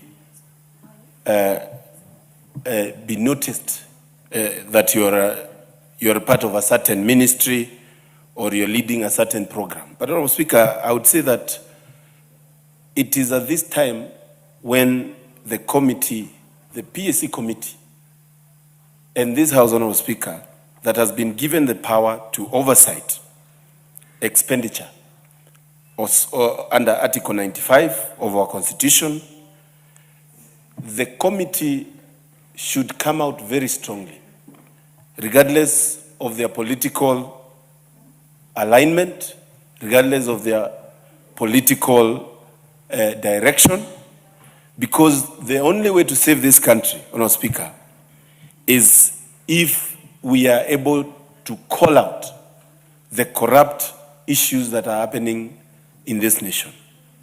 Honorable Speaker, when you read the auditor's report, it is very clear that we are losing a lot of resources on misappropriation and pure theft. We have seen audits coming out saying that almost 11 billion on SHA, Honorable Speaker, cannot be located. We have seen issues being brought, Honorable Speaker, on issues to do with even Talanta Stadium, that we have a ballooning expenditure on a stadium that was supposed to be done with a few billions, Honorable Speaker. And these issues, Honorable Speaker, should actually make this House step in and make sure, Honorable Speaker, people are not losing resources that they are actually painfully paying as taxes. And I call upon the chair of PAC to lead the way and make sure that his position is well felt when it comes to scrutinizing this report, making sure that the MDAs answer to questions on the usage of public resources. Honorable Speaker, it will be unfair for this House to actually make auditor's report to not mean anything. And the push, mostly from the executive, and even as my sister from Mombasa is claiming, even from governors, we have seen a rebellion against oversight. We can clearly say that there is a huge rebellion against ensuring that we oversight as this National Assembly. And Honorable Speaker, I can also say we have allowed it because many of us, we have passed bills here and it ends with the committees just being numb on issues to do with oversight, which is actually our core mandate. Honourable Speaker, I have seen even funds that are being distributed in cash in government. The liquidity, the use of cash, hard cash, has increased because you find the empowerment programs moving around the country, giving people 2,000 or 3,000, being done in cash. And you wonder, Honourable Speaker, did we pass this budget in this parliament? These are questions that we must ask ourselves. Did we pass resources that we are seeing being used around? Is there somewhere where we have a loophole when it comes to usage of our public resources that are being painfully paid by Kenyan? Or even, Honourable Speaker, being paid through taking up of loans that would be actually be paid by our children in future. And Honourable Speaker, we look and we seem like we are passing a budget in this house, then there is another budget by the executive that actually, Honourable Speaker, this house cannot ask questions. I wonder, Honourable Speaker, when we securitize, when we have done securitization of levies, such as fuel levy, and these other levies that are being told they are going to be securitized, Honourable Speaker, did this house say that this is one of the source of revenue? And I call upon this house, Honourable Speaker, to ensure that there is no usage of money outside the budget that we pass in this house. We are here, Honourable Speaker, talking about an infrastructure fund that is going to sell our assets. Safaricom, KPC, huge assets that actually, Honourable Speaker, have given dividend in this country. And they should continue to give dividend. But we are selling them. But Honourable Speaker, it seems like that fund is going to be a fund that can be directed outside this house without questions to be asked from this house. And I would call upon, Honourable Speaker, this house to step up. This is the house of the people, the first voice of the people of Kenya outside them speaking on the ballot, Honourable Speaker. It is this house. And they should not be cowed, they should not be threatened, they should not be put aside when it comes to doing their mandate, Honourable Speaker. Thank you, Honourable Speaker. I wouldn't want to interfere with the debate of my good friend Wamkunji here, but is he in order to keep blaming this house for not playing their oversight role, while what he's saying is not even right, because we know that this house has been involved, the committee concerned has been involved, and we are doing the right thing, and he keeps blaming this house, and yet is part of this house.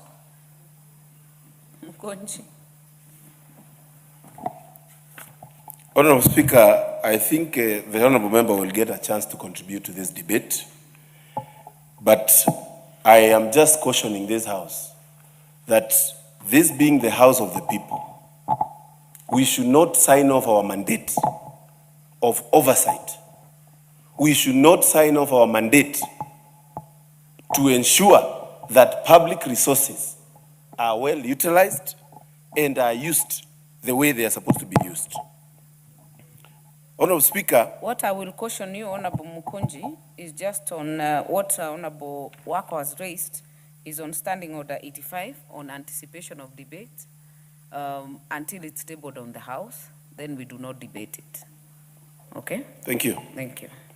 So, as I conclude, Honourable Speaker, I would call upon the committee, the PSC committee of this House, to seriously scrutinize the auditor's report.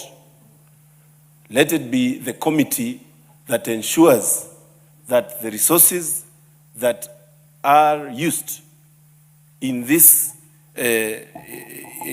during this time, where every Kenyan is actually having it very difficult.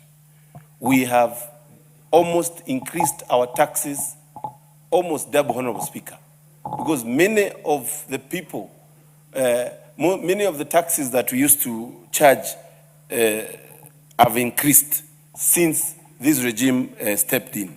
We have increased pay, we have increased NSSF, we have increased almost everything, and this is the House that has passed those bills. I just want to caution that while a Kenyan is feeling the pinch, while a Kenyan is feeling the pain of paying the taxes, Honorable Speaker, let this House also step up to ensure the funds are well utilized. Honorable Speaker, we have seen even from the other House, Honorable Senate, governors coming together to say they don't want to be asked questions. And Honorable Speaker, just the other day, I had a governor apologize because she diverted 10 million Kenya shillings and she said sorry to the House of Senate. This tells you, Honorable Speaker, when you give these people a chance, they can comfortably misuse the money, they think it is their pocket money, and you have nothing as a Kenyan to be proud about. If money can be diverted to a single event, for a boda event, without even giving these boda guys something, you are just organizing an event. Honorable Speaker, it tells you this House must step up. And this House, you should not sell out your right as a member on oversight. Thank you. Member for Marakwet West.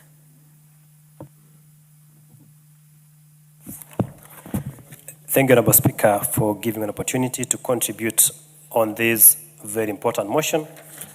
Honorable Speaker, from the onset, I wish to thank the chair of this committee, Honorable Nicholas Tindi Mwale, for a substantive report that he has been able to submit to this House in respect, Honorable Speaker, to the report of the Auditor General on the financial statements for the national government ministries, departments, and agencies for the financial year 2022-2023.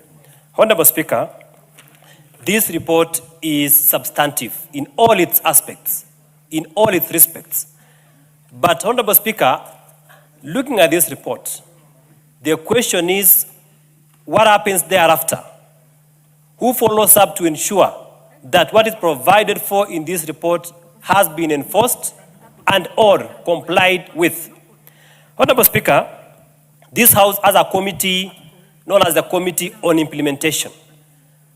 Honorable Speaker, the Committee on Implementation should and must ensure that whatever has been recommended by the PAC Committee is actualized by this House. Honorable Speaker, the Committee on Implementation, in its mandate, it provides the committee shall recommend legislations or necessary amendments to certain legislation so that committee reports do not lie idle before the Committee on Implementation. So, Honorable Speaker, in as much as we pass this colorful report, we adopt as a House, the Committee on Implementation should ensure that the contents, the recommendations of this committee are enforced to the very end. Honorable Speaker, I'll speak very briefly on this report.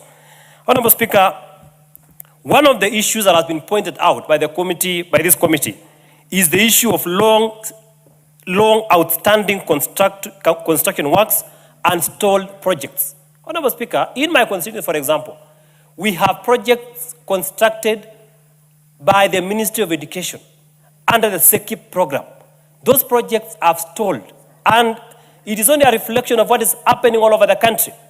We have projects that have been started, initiated by different ministries, and those projects have not been able to be completed, and they are stalled. Honorable Speaker, what happens if, for example, the Ministry of Education has funded a project using infrastructure, the TIG funds, and that project is incomplete? We must find a way of ensuring that money is allocated in the subsequent financial year so that that project is complete. Honorable Speaker, I have read the report, and the report recommends that the National Assembly to approve only projects it can guarantee will be funded and completed within the medium-term expenditure framework, and no new project should be commenced by an agency before all existing ones are completed or fully funded. For example, Honorable Speaker, this is excellent, an excellent recommendation. And the Committee on Implementation, the departmental committees should follow up and ensure that this particular recommendation is adhered to. Honorable Speaker, also the issue of dual implementation of projects between national and county governments. Honorable Speaker, we have a problem in terms of conflict of representation and also conflict in terms of projects. Governors want to handle projects that ideally should be handled by the national government because of selfish competing interests. Honorable Speaker, this is something that we must be able to look at it as a house, and the committee has recommended that such funds be disbursed in full to the implementing agency as conditional grants in place of the current hybrid arrangement, and that the Auditor General and the Audit General reports under the financial statements of the implementing agencies. Honorable Speaker, we should avoid dual implementation of projects. We have a very progressive constitution. The fourth schedule, Honorable Speaker, of our constitution clearly highlights the distinct mandate between the county governments and the national governments, and the letter and the spirit and the intent of the constitution must be followed to the latter. Honorable Speaker, finally, on the issue of using money outside the budget, Honorable Speaker, that is an issue that we must be able to take up. And the committee has made several recommendations on that. Honorable Speaker, the money allocated must only be used within the budget. Honorable Speaker, finally, corruption is something that we must be able to check out as a country. The PAC committee should have recommended strongly on the issue of corruption. And the best way that this House can assist our government, can assist the executive, is through a strong parliamentary oversight, especially on matters to do with corruption. There is no need for us to allocate funds that will be siphoned through corrupt practices. Honorable Speaker, we must be able to cement our oversight mandate as a House to ensure that corrupt entities, corrupt agencies, Honorable Speaker, individuals are brought to book. Honorable Speaker, this report touches on government-owned enterprises. In this House, we passed recently the Government-Owned Enterprises Law. Honorable Speaker, we said that government entities, parastatals, should be run as commercial entities. Those agencies must be able to make profits. And that is a law that we passed in this House. And we must ensure that that law is enforced. We must ensure that that law is implemented. One of the mandates of the Committee on Implementation is to ensure that legislations passed by this House are fully implemented. Honorable Speaker, that committee must bring us a report that will pass the law in this House that commercial entities, that government-owned enterprises must be run as commercial entities. We must have a report to ensure that there is full compliance of the letter, the spirit, and the intent of that particular legislation. Honorable Speaker, I rest my submission. Honorable Wako.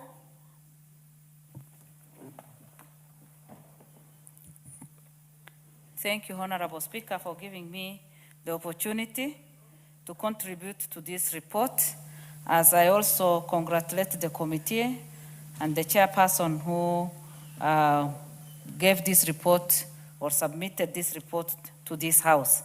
Honorable Speaker, it is unfortunate when you read this report and see the things that the Auditor General has revealed, because it shows that accountability is not a priority to many of us.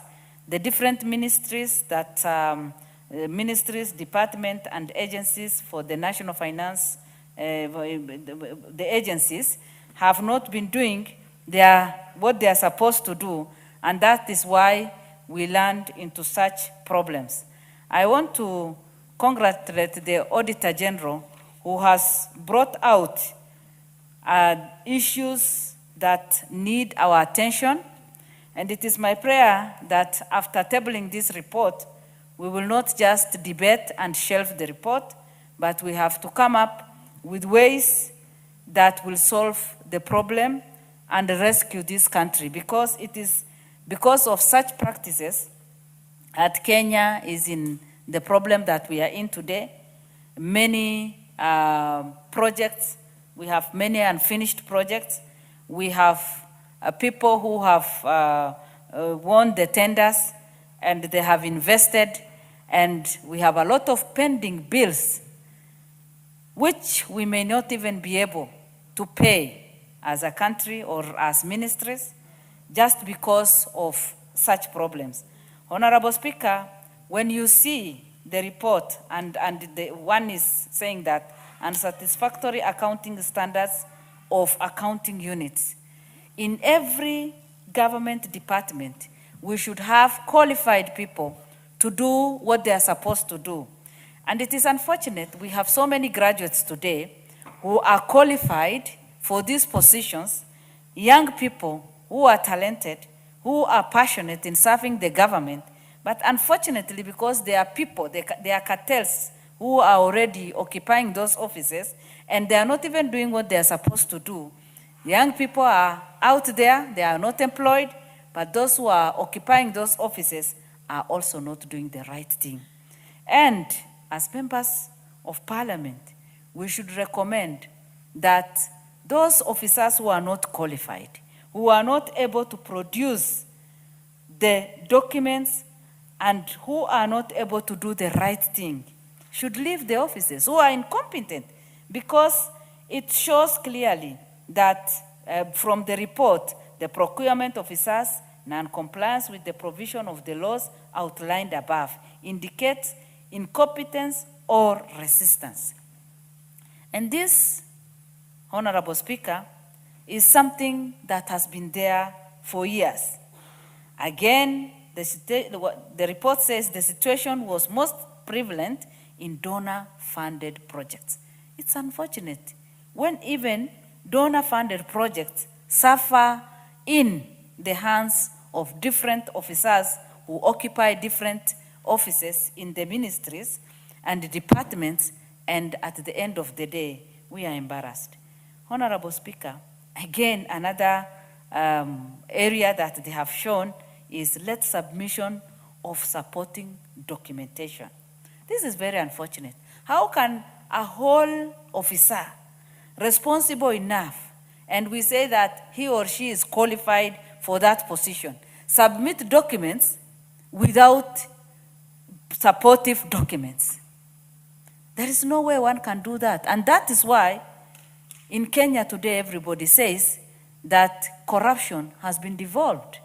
In fact, the same report we read here is what you see even in the county government. And people just, move on, misuse money, corruption is there, and there is no accountability, no one is responsible. Again, I support this report because it has brought out the issue of long outstanding construction works and stalled projects. That is what I said as I was starting. We have so many citizens who have done different projects, who have done different work, started, but invested again a lot of money. They have pending bills, pending works, and unfortunately, some of them have even developed some life-threatening illnesses like blood pressure, diabetes, and some people have even separated. It has even affected families. So for how long will those people who occupy different offices continue messing this country? When you look at the report, there is non-existence or weak internal audit functions. If you do not have strong internal audit controls, then there is no way you can convince anybody in this country that you are doing the right thing. The report says where internal audit committees were not existent or did not meet regularly as prescribed by law. Non-existence of internal auditors is a serious thing. And this, as members of parliament, we must give our recommendation that if any office, any ministry, any department does not have or meet regularly as prescribed by law, then serious measures should be taken on them. Again, you can see that budgetary control performance is a real issue, And that is where we have all ministries, state departments, and agencies experience budgetary underperformance. How can we account for the billions and billions, trillions that we pass in our annual budgets? And Honorable Speaker, you know very well how much we suffer in order to pass any budget, in order to pass any finance bill in this house. We struggle, we carry a lot of shame and challenges, and yet when these monies are released, there is no proper accountability. And yet it is the members of parliament who carry the cross. Honorable Speaker, it is high time that serious audit should be done in all the ministries. The people who are not qualified for those positions should be sent home or transferred to the departments that they are relevant to or qualified for, and bring in our young people who are graduates, who have good and relevant papers, so that they can also get the opportunity of serving this country. Honorable Speaker, it is unfortunate because in every department, in every ministry, everybody is crying because of corruption that is there, the practice of corruption is there, and accountability is no more, and there are people who have enriched themselves, and yet the poor continue suffering. It is high time for us to say no to all this, so that even as a government, we can be proud of this regime. Our president is doing a lot. He's doing a lot. He's looking for resources, and just to make sure that proper work is done, and budget given, resources follow the budget, finances are given, and yet, when it comes to accountability is not there. Honorable Speaker, it is good for all of us to be good stewards, and that is lacking in this country. Our president cannot do as much as he wants as long as we have all these problems. In order to support our president, we must get rid of all the lazy, unqualified people, cartels that are there in the ministries, so that we get the right people to the offices and service delivery be given. Thank you, Honorable Speaker. Very well, member for Karachuonyo, Honorable Okwome.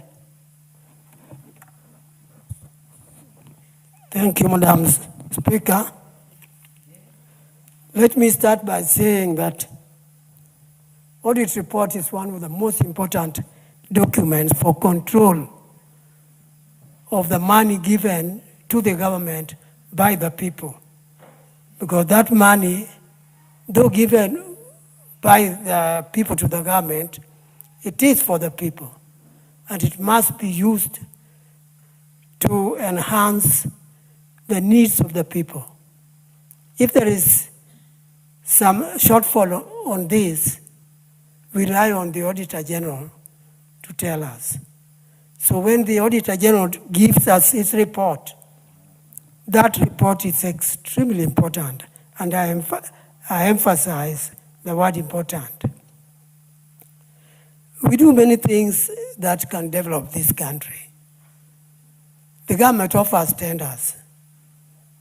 That's the national government. And at the county level, the county also does the same. Even we people who are in the constituencies give tenders on funds we get from NGCDF. But all these are given so that they serve the purpose for which the tenders are advertised. If you find that some of the projects for which tenders are advertised are not even completed, and the auditors tell us this is the case, what happens, Madam Speaker? We have to make sure that action is taken. We may speak in this house and say all that is sayable, but the key thing is that the end. Debate alone is nothing. The implementation committee must also do their work to ensure that whatever was not completed is completed. I know a colleague suggested that money can be provided even in the next or the following financial year for the completion. But we have to be careful. We have to know, because by the time the tender was advertised, there was money for it. I'll be surprised if somebody advertises a tender for which there is no money. But if there was money and the tender is advertised, where has the money gone? What has happened? I know here is where weakness is dwelling, and that weakness must be eliminated. What I've said may relate to the national government, but it applies also to the county government. It also applies to the national government constituency fund. We must be action-oriented on the government money in terms of accountability. I know recently we were doing some public participation on the sale of government share in Safaricom. But I can tell you the main thing where the wananchi were putting us to task on is, if the sale is done, will the money go to where you are telling us? Mistrust is there. Will the money go to where you are telling us? I think it is this house which has the responsibility to answer that question more than anybody else. We need to be in a position to answer that question. And although I have just given that example of Safaricom, this goes with practically anything for which we have provided money. Now we are soon, or I would say we are on BPS, getting government policy on what they want to do, getting government policy on how they are going to, or how they propose the funds to be used will be received. That is the beginning of where our starting takes off. After we have done that, and when papers say what is going to be done, people feel they can be happy because something is there for them to develop their various areas. But along the way, we are lost. But the money is spent. We have a responsibility, Madam Speaker, and we must live to the task given to us by wananchi. We are here in this house as their representative. If they were able to come to this house and talk what we are talking now, they would come. But the chairs, the seats we have are much less, and the house is too small. They can't come to this house. So we are coming to this house on their behalf. let us have them in our heart as we discuss, as we decide. Madam Speaker, this is the points I wanted to raise. I submit. Very well, Honorable Nabwera.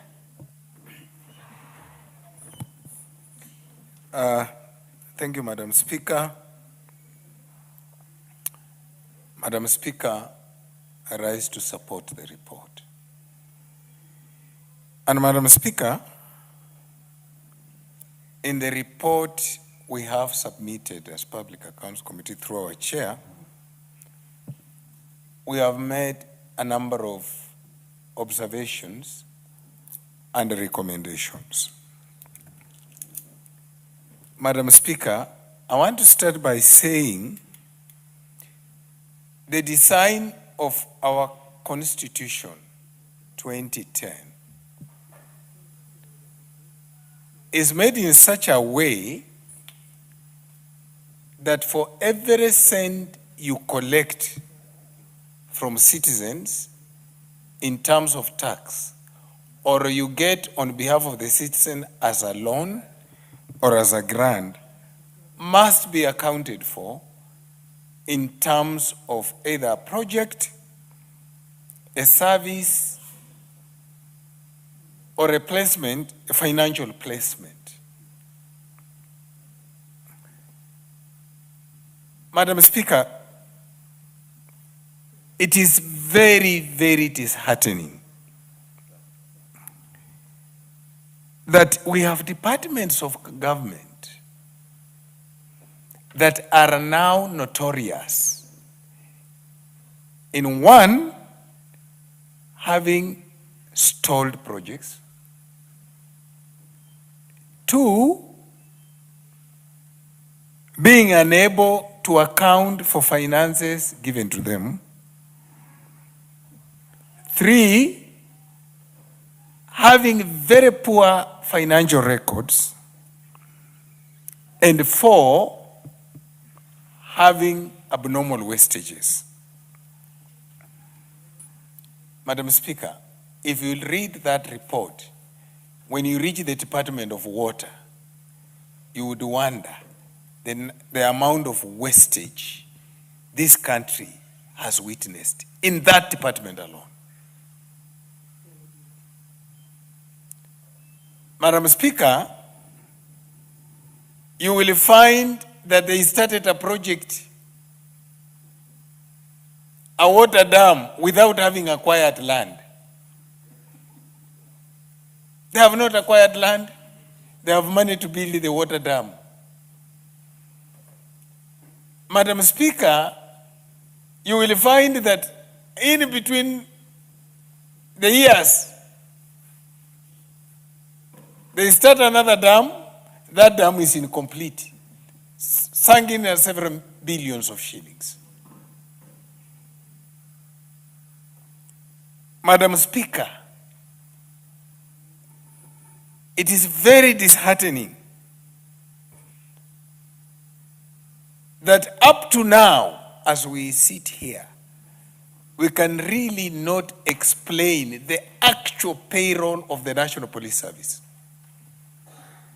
Because ping pong between the National Police Service Commission and the National Police Service.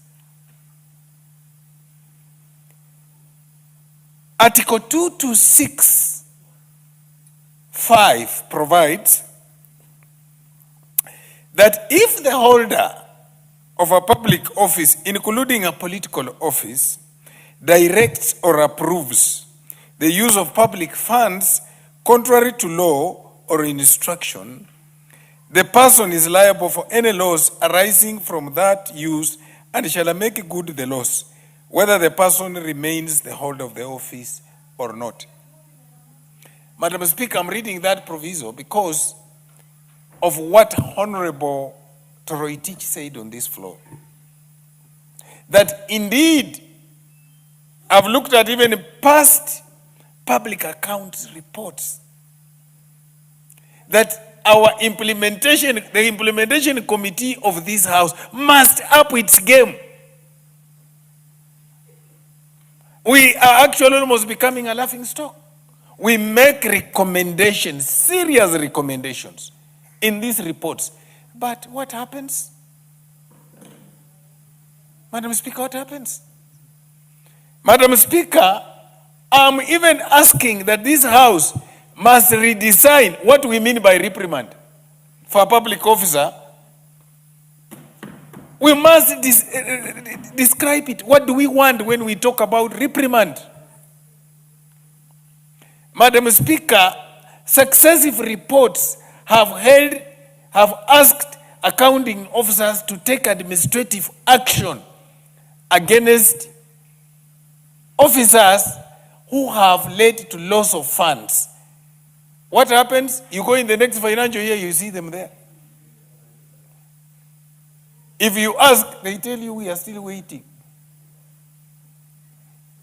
Madam Speaker, I want to submit that this House must come up with a policy on what to do with idle investment and assets.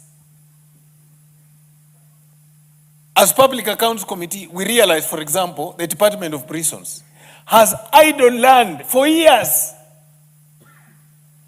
It's idle land. Some even is being grabbed. The executive must tell us, what do we do with these idle assets? We require a lot of money to fund education.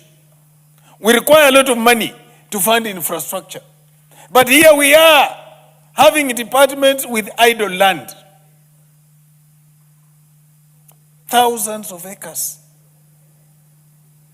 Madam Speaker, one of the things the Public Accounts Committee is pointing out in the report is that many departments in this country do not even have an asset register. For God's sake, if you don't know your assets, why are you asking for money to acquire more assets? And why are we giving money for these people who don't know their assets to acquire more assets? Madam Speaker, I also noticed as we went through this that the 1/3 rule labor law is obsolete in the current setup. Why am I saying this?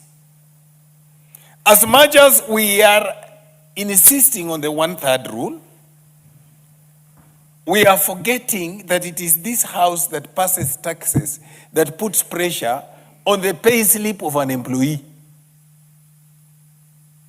An employee whose pay slip is already mortgaged for other things, when you are putting there more taxes, you don't consult.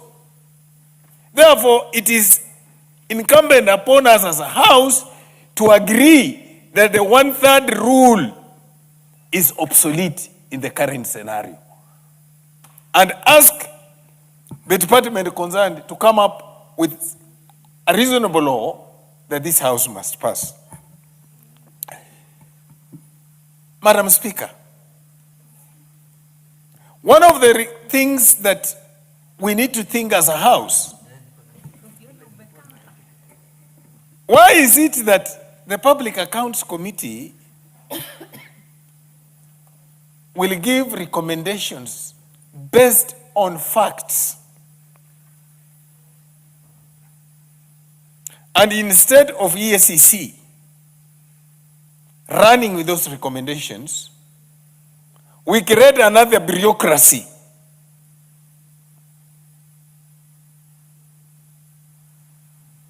elsewhere in other jurisdictions? As Public Accounts Committee is having a hearing, the people in charge are sitting there. You know, a thief is a very interesting character. He designs, he looks through the system and knows where there is a loophole.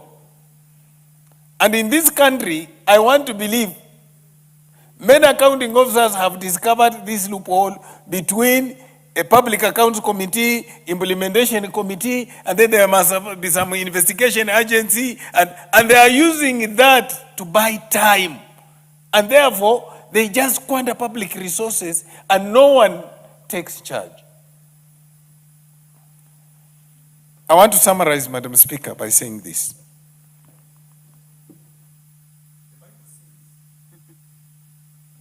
Your time is up. You've had your 10 minutes. You have had 10 minutes, 30 seconds. Thank you. The Bible says this: each one of us will be accountable for our own sins.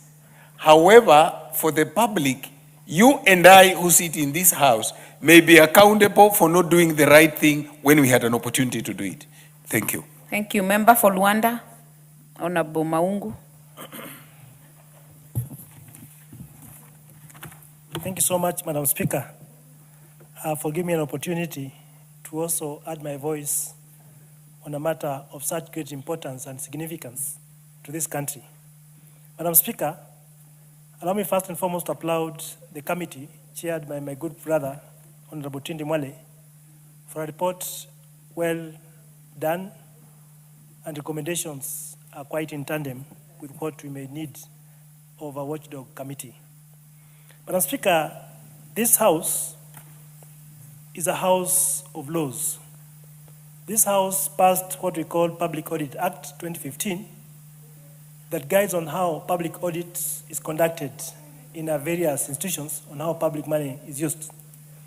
The same House, Madam Speaker, passed what we call Public Finance Management Act of 2013, which actually gives a framework within which every entity, organization, or department should actually conduct itself. And therefore, every other time, Madam Speaker, these agencies, accounting officers will appear before the House of Parliament to defend, or rather to present their budgets, Madam Speaker, for approval, Madam Speaker. And therefore, it is just good, Madam Speaker, and incumbent upon this House to ensure that the funds we appropriate, the public funds that we appropriate and commit, are well oversighted. And that is what we get of a report of what we got, Madam Speaker. Madam Speaker, a few weeks ago, we had a section of governors somewhere saying that they can now choose to attend summons or not because the Senate Public Accounts Committee made summons and they were to appear before the same. It was very sad, Madam Speaker, that a public officer who has been given resources to watch over or manage can actually desire to choose not to attend before a constitutional body or organ of government like a Public Accounts Committee, Madam Speaker. And therefore, I want to applaud the committee that has gone through the reports tabled and been able to come up with a report, Madam Speaker, some of which may need stern action. And as my good brother, Honorable Tim, said, that once the reports are tabled, then we need to see them implemented as they are.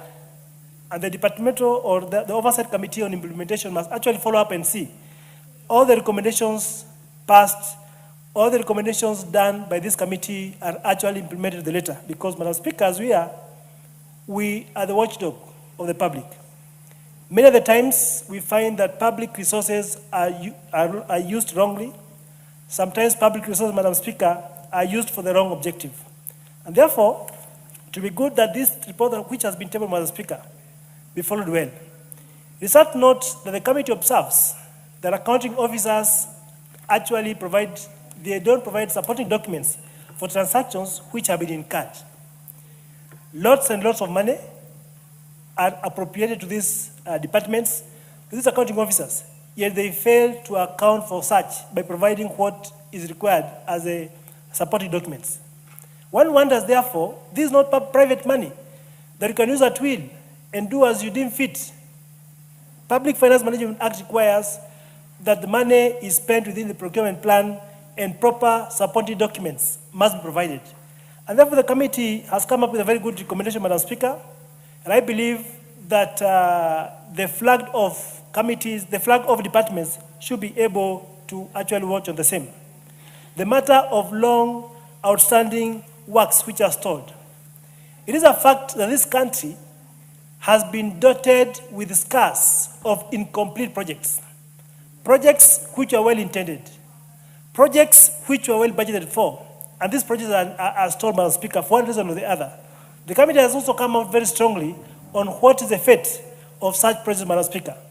In my constituency and any other member, Madam Speaker, we can actually be able to flag over a project that has been stalled, a project that has been outstanding for long for one reason or the other, part of which is maybe because of the accounting issues involved, whereby money was spent and this money was commingled. Money was mixed up, and for example, you find that now that money that was meant for that project vanishes in one or the other, Madam Speaker.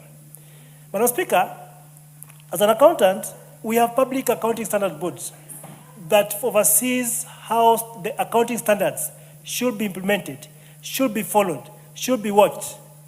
And therefore, it is incumbent upon the accounting officers to ensure that the required accounting standards are deployed to ensure that what we are doing, Madam Speaker, in terms of ensuring public funds are used well, is actually observed, Madam Speaker.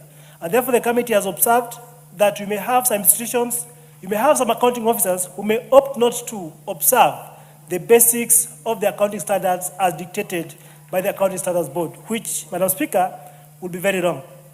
We live in an era where we have funds which are devolved to the county governments. In some instances, we have a situation whereby these projects, you may not even be able to establish who is actually doing these projects. A good example is the road subsector. The national government has been able to classify these roads. The Constitution of Kenya 2010 classifies our roads as either national roads or the county roads. You find that the road has been done. The county government proposed again to do the same road, Madam Speaker, and therefore we have road which has been has been implemented twice or from two different fronts.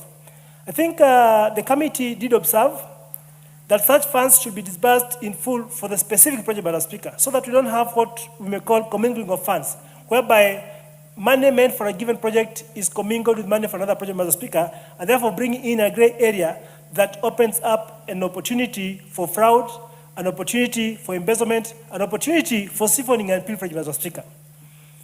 Madam Speaker, it is on record that our sitting president once said that Kenya loses close to 2 billion shillings every other year, every other day, Madam Speaker. Looking at that kind of money, it is a colossal amount of money. Yet, these people who are supposed to observe due diligence, these people who are supposed to observe the public sector accounting standards as required by Speaker, don't actually stick by what is required, opening opportunities for these people who are fishy, the same officers who are crude, the same officers who are not straightforward, Madam Speaker, to look at it and actually find that pilferage takes place. A good example, Madam Speaker, I sit in the Education Committee in this House. We may need to find out, the committee can help us find out, for example, the criteria that is used to ensure that money dispatched for school infrastructure has a policy that it follows, Madam Speaker. Last year, this House appropriated funds for specific schools in this country, but the ministry in charge and the Department of Basic Education, Madam Speaker, went against what this Parliament had actually tabled and approved as it is provided in the budget books.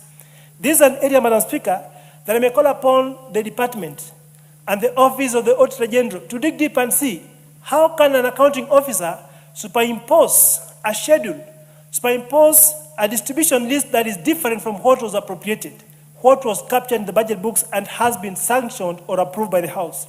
And therefore, Madam Speaker, as we applaud what the committee has done, we call it to go deeper.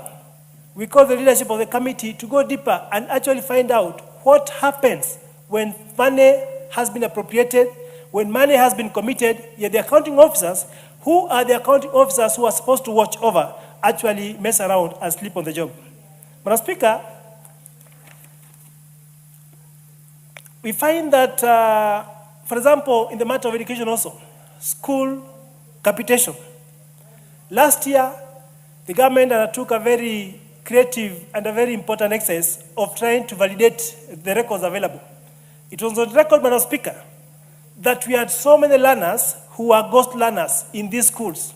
The question is, who is the officer who had captured that data in the NEMIS? Who is the sub-county director who actually approved that data? Who is the accounting officer, the ministry, who actually released funds to the schools? And who is that person who actually paid these funds to an illegal person?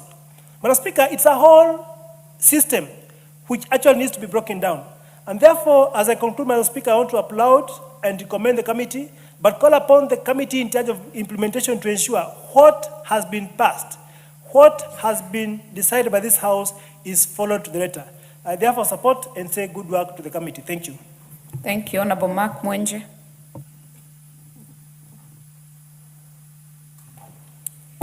Thank you, Honorable Speaker. From the onset, Honorable Speaker, let me congratulate the chairman together with his committee for a job well done.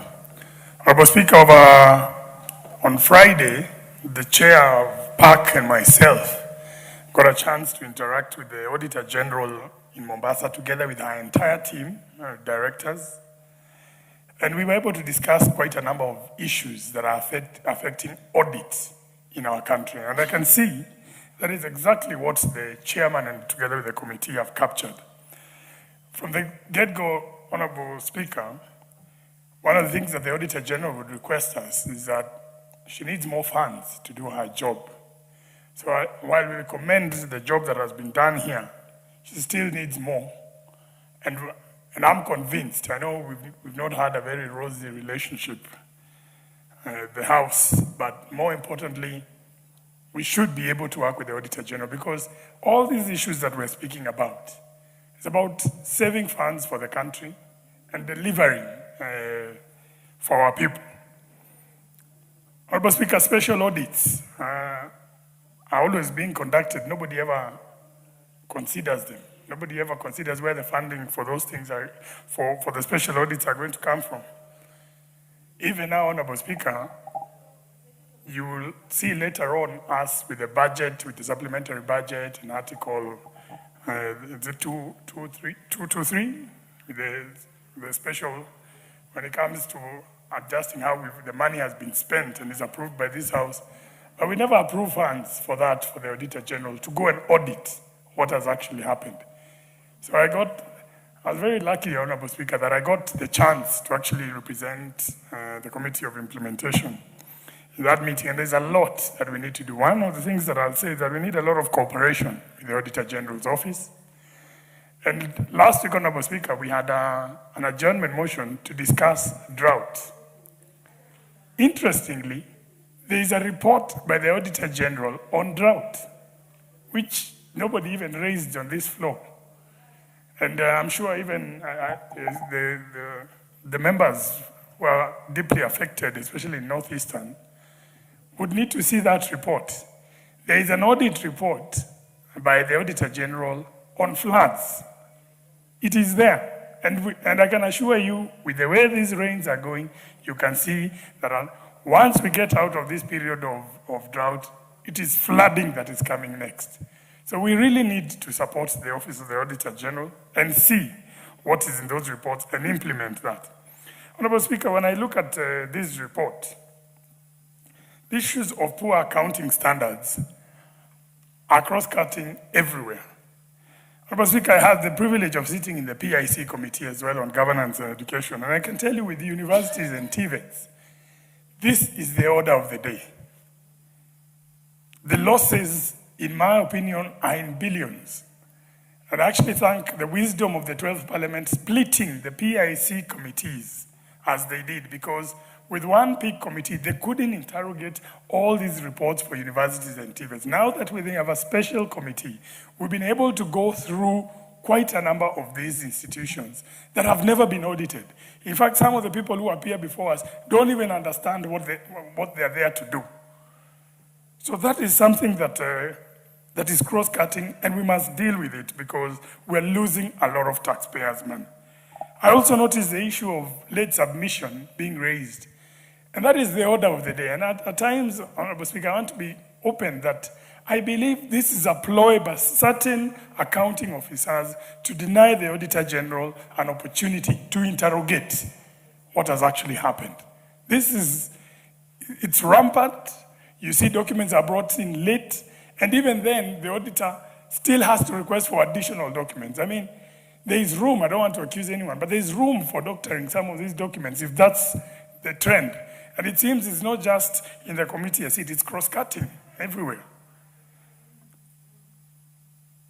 I was happy that the Honorable Member, Nabi, when he spoke on the issue of reprimanding officers. Now, Honorable Speaker, this is one of the biggest issues in audit committees.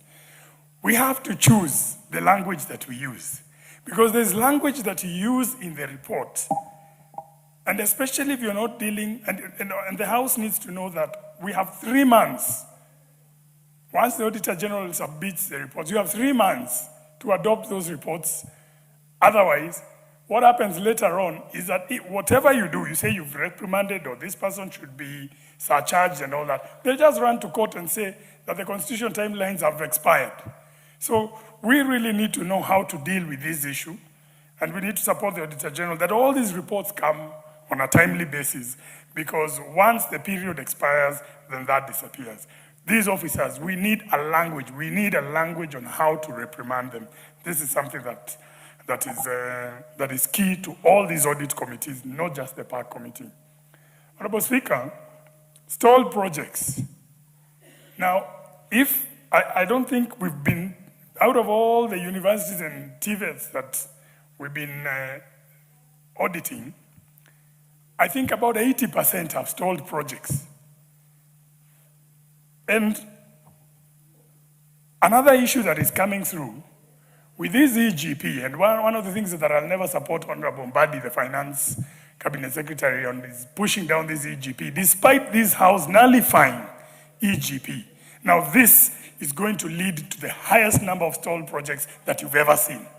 As long as he insists that EGP is there, despite us nullifying it in this House, 1 year from now, you'll see all these institutions, whether it's universities or whatever government institutions, they'll have funds, they'll not have utilized those funds, and they'll not have implemented those projects. So you'll just have projects and you'll have money sitting there.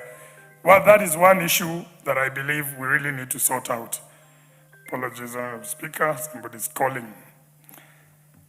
Poor funding as well. Poor funding, that's the order of the day to all these institutions.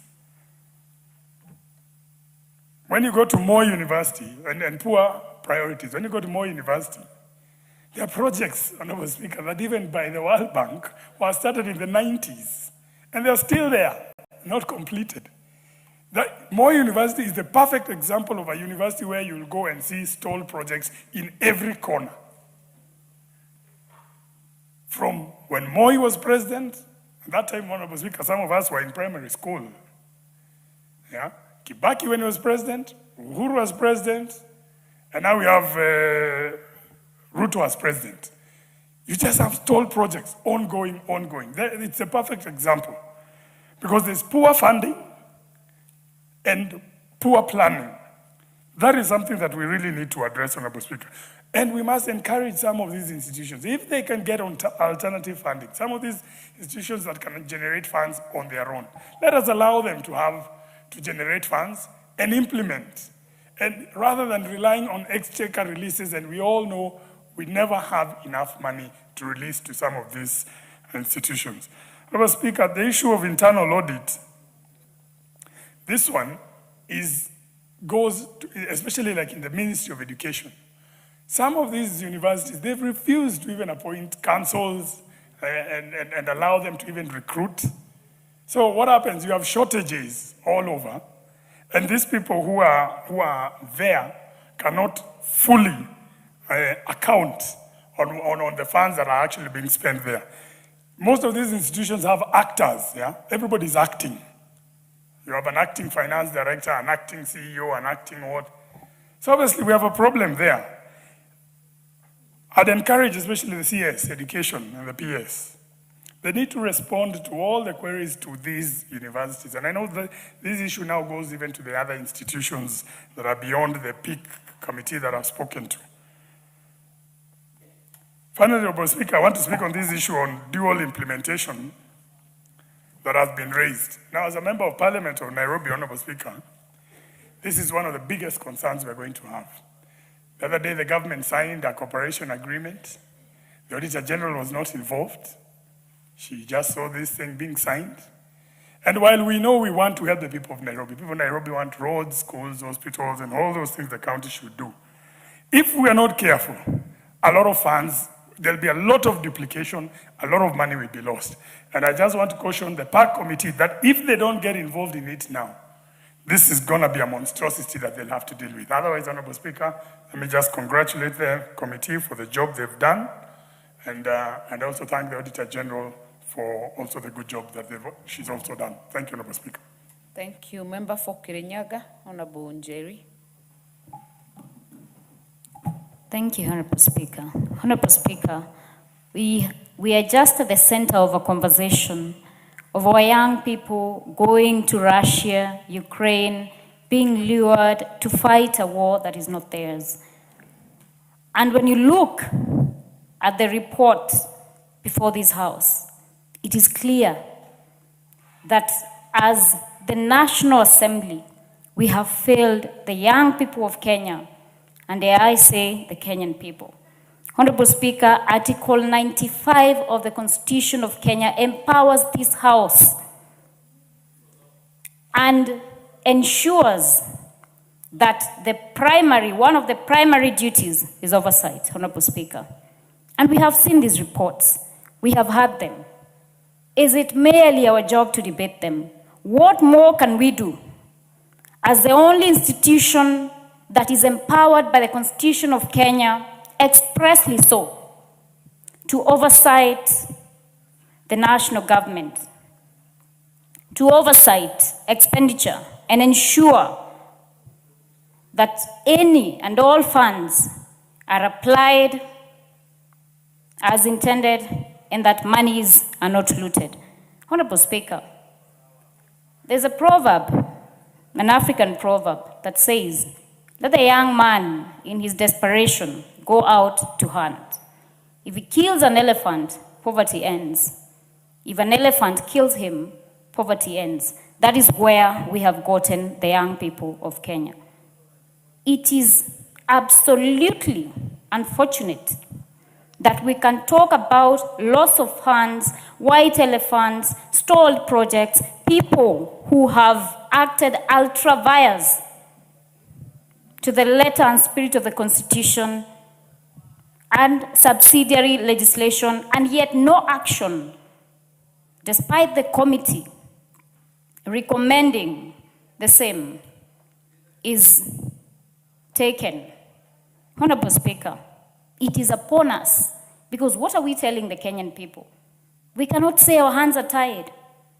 They are looking upon us as a National Assembly to put our feet down and exercise our oversight mandate. And the only, perhaps, recourse they would have is to send us home if we cannot do our job of oversight. Honorable Speaker, these monies that are bleeded daily, cost of white elephants, these are monies that could be channeled into initiatives that generate and ensure that we have a robust economy, that we're investing in manufacturing for the young people of Kenya so that they do not have to feel that it is okay to leave the country they love, because it has become so exhausting for them. It is choking them that they have to leave to go fight a war that is not theirs. Honorable Speaker, even as we debate as colleagues, if there's any needed legislative support to give life to the spirit and letter of the Constitution as per Article 95, this House has the powers to do the same. So as we debate here, as we interrogate the report, we must also offer solutions to the Kenyan people. We were not elected to give commentary and opinion on reports that have been prepared by House committees. We were elected to ensure that our three primary duties, and that is a duty of oversight, legislation, representation, that we ensure we meet those duties. Honorable Speaker, I'm therefore calling upon this House to consider what more we can do so that we do not have or keep having this debate time from time in regard to the loss of funds, white elephants, officers that should be held accountable, persons who should not be holding public offices, but they're holding public offices at the cost of the future of the young people of Kenya and the great nation of Kenya. Thank you, Honorable Speaker. Very well, Honorable Owen.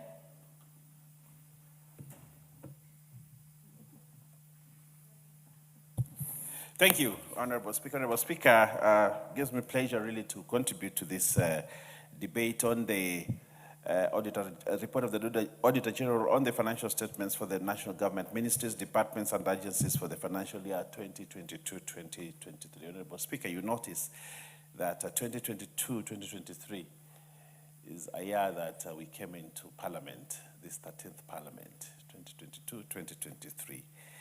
And we are looking at, Honorable Speaker, audited accounts for that period, a report for that period. Honorable Speaker, this in itself gives us a sense that we are actually doing catch-up, because we are talking about mistakes that were made in 2022-2023 financial year, Honorable Speaker, while we are in the 2026-2027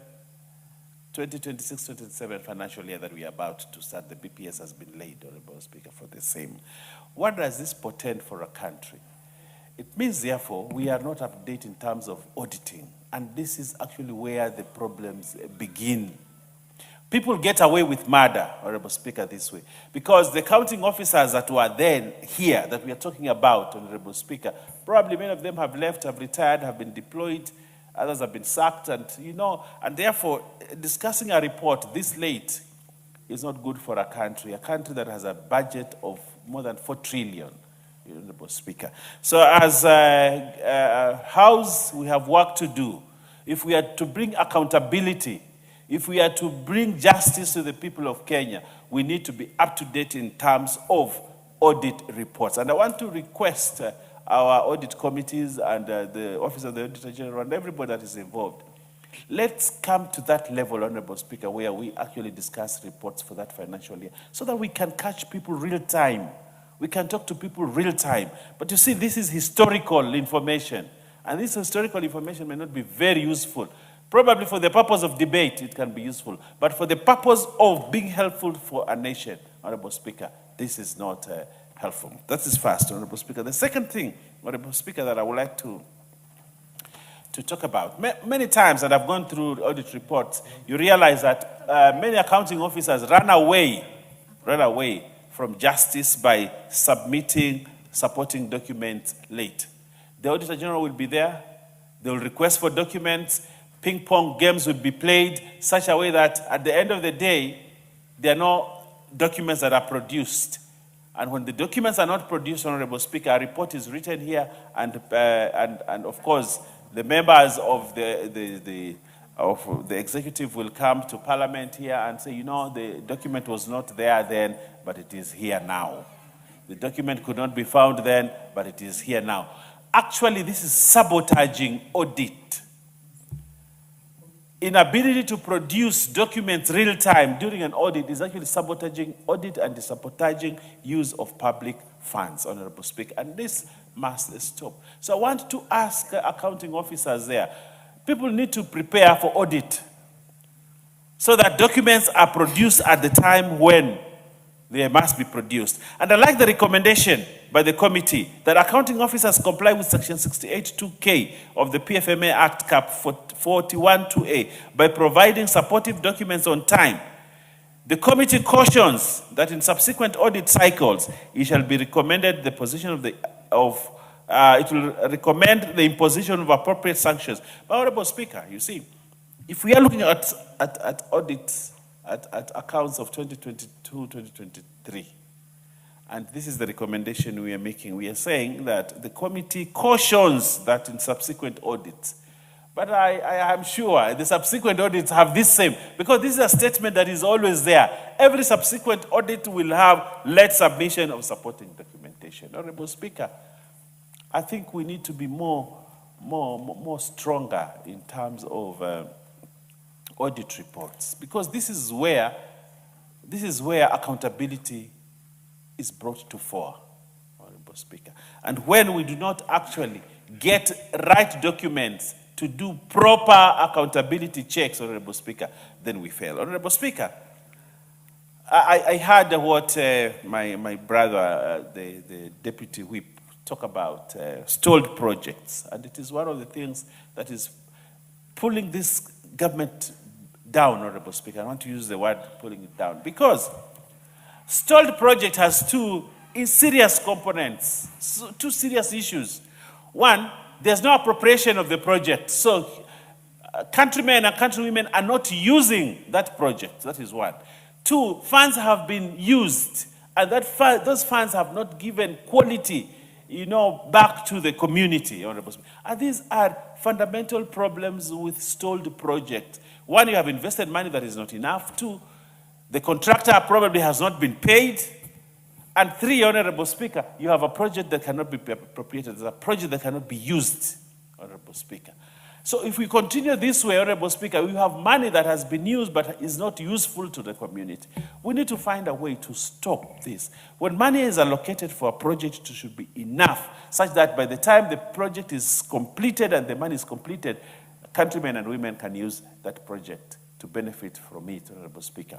And I have seen, Honorable Speaker, many stalled projects. And it is not only for the national government, but the county government. Actually, it is rampant within county government. A lot of incomplete projects where resources are diverted for new projects to be created, and those new projects, Honorable Speaker, don't get completed, Honorable Speaker.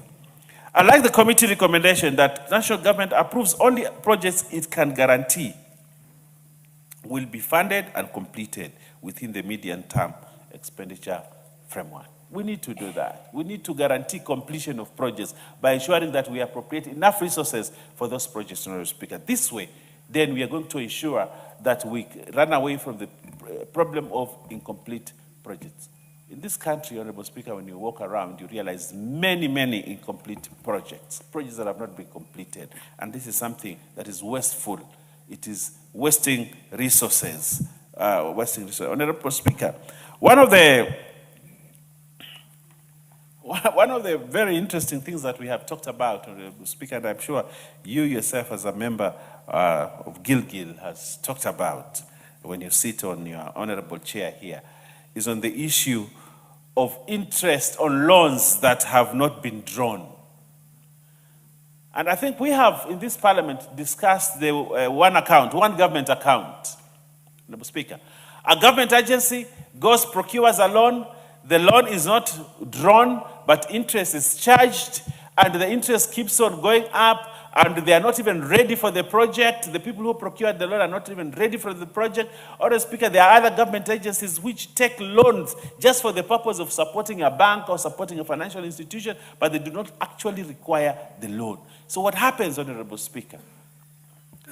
We come and hear that we are paying loans worth 1 trillion. But the interest of those loans, Honorable Speaker, is on a very high scale. But if you look at the quality of work that came out of, the money is still in the bank, Honorable Speaker. Undrawn loans. I do not know at what level we're going to stop this. But I want to talk to my friend Mbadi. When he used to sit there at the leader of the minority interests, he used to say about 223, a lot of those things, And we used to support him. We were his supporting cast. Now he sits right in the center of Treasury, Honorable Speaker. And yet, 223. I'm happy. We have not seen the second supplementary. I'm happy. I'm happy about that. I'm saying probably he's doing something. But I am sure when he comes back here, he will come and cite 223. He will come and tell us, Honorable Speaker, that there were loans that were taken, but they were not drawn. Meaning, therefore, they continue to earn interest. Honorable Speaker, this is bad manners, and it must stop.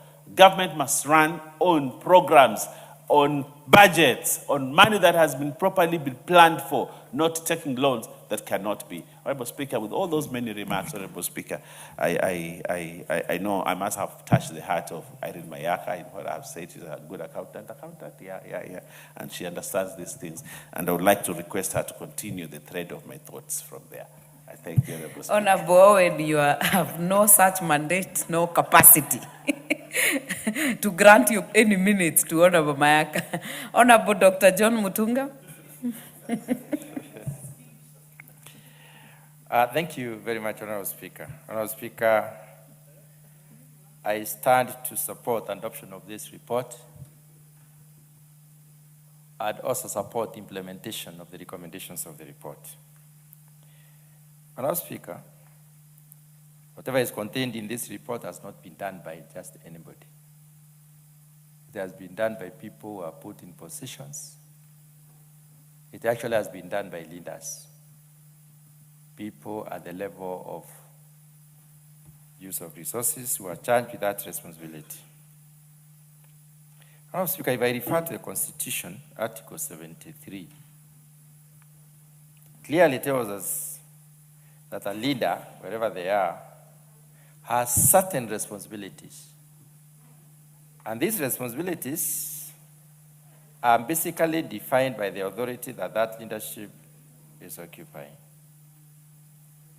The responsibilities basically include being able to acquire or have public trust, exercised in a manner consistent with the Constitution that we passed in 2010.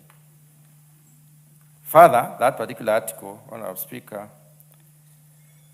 clearly states that leadership ought to deliver three things. Number one, demonstrate respect for the people.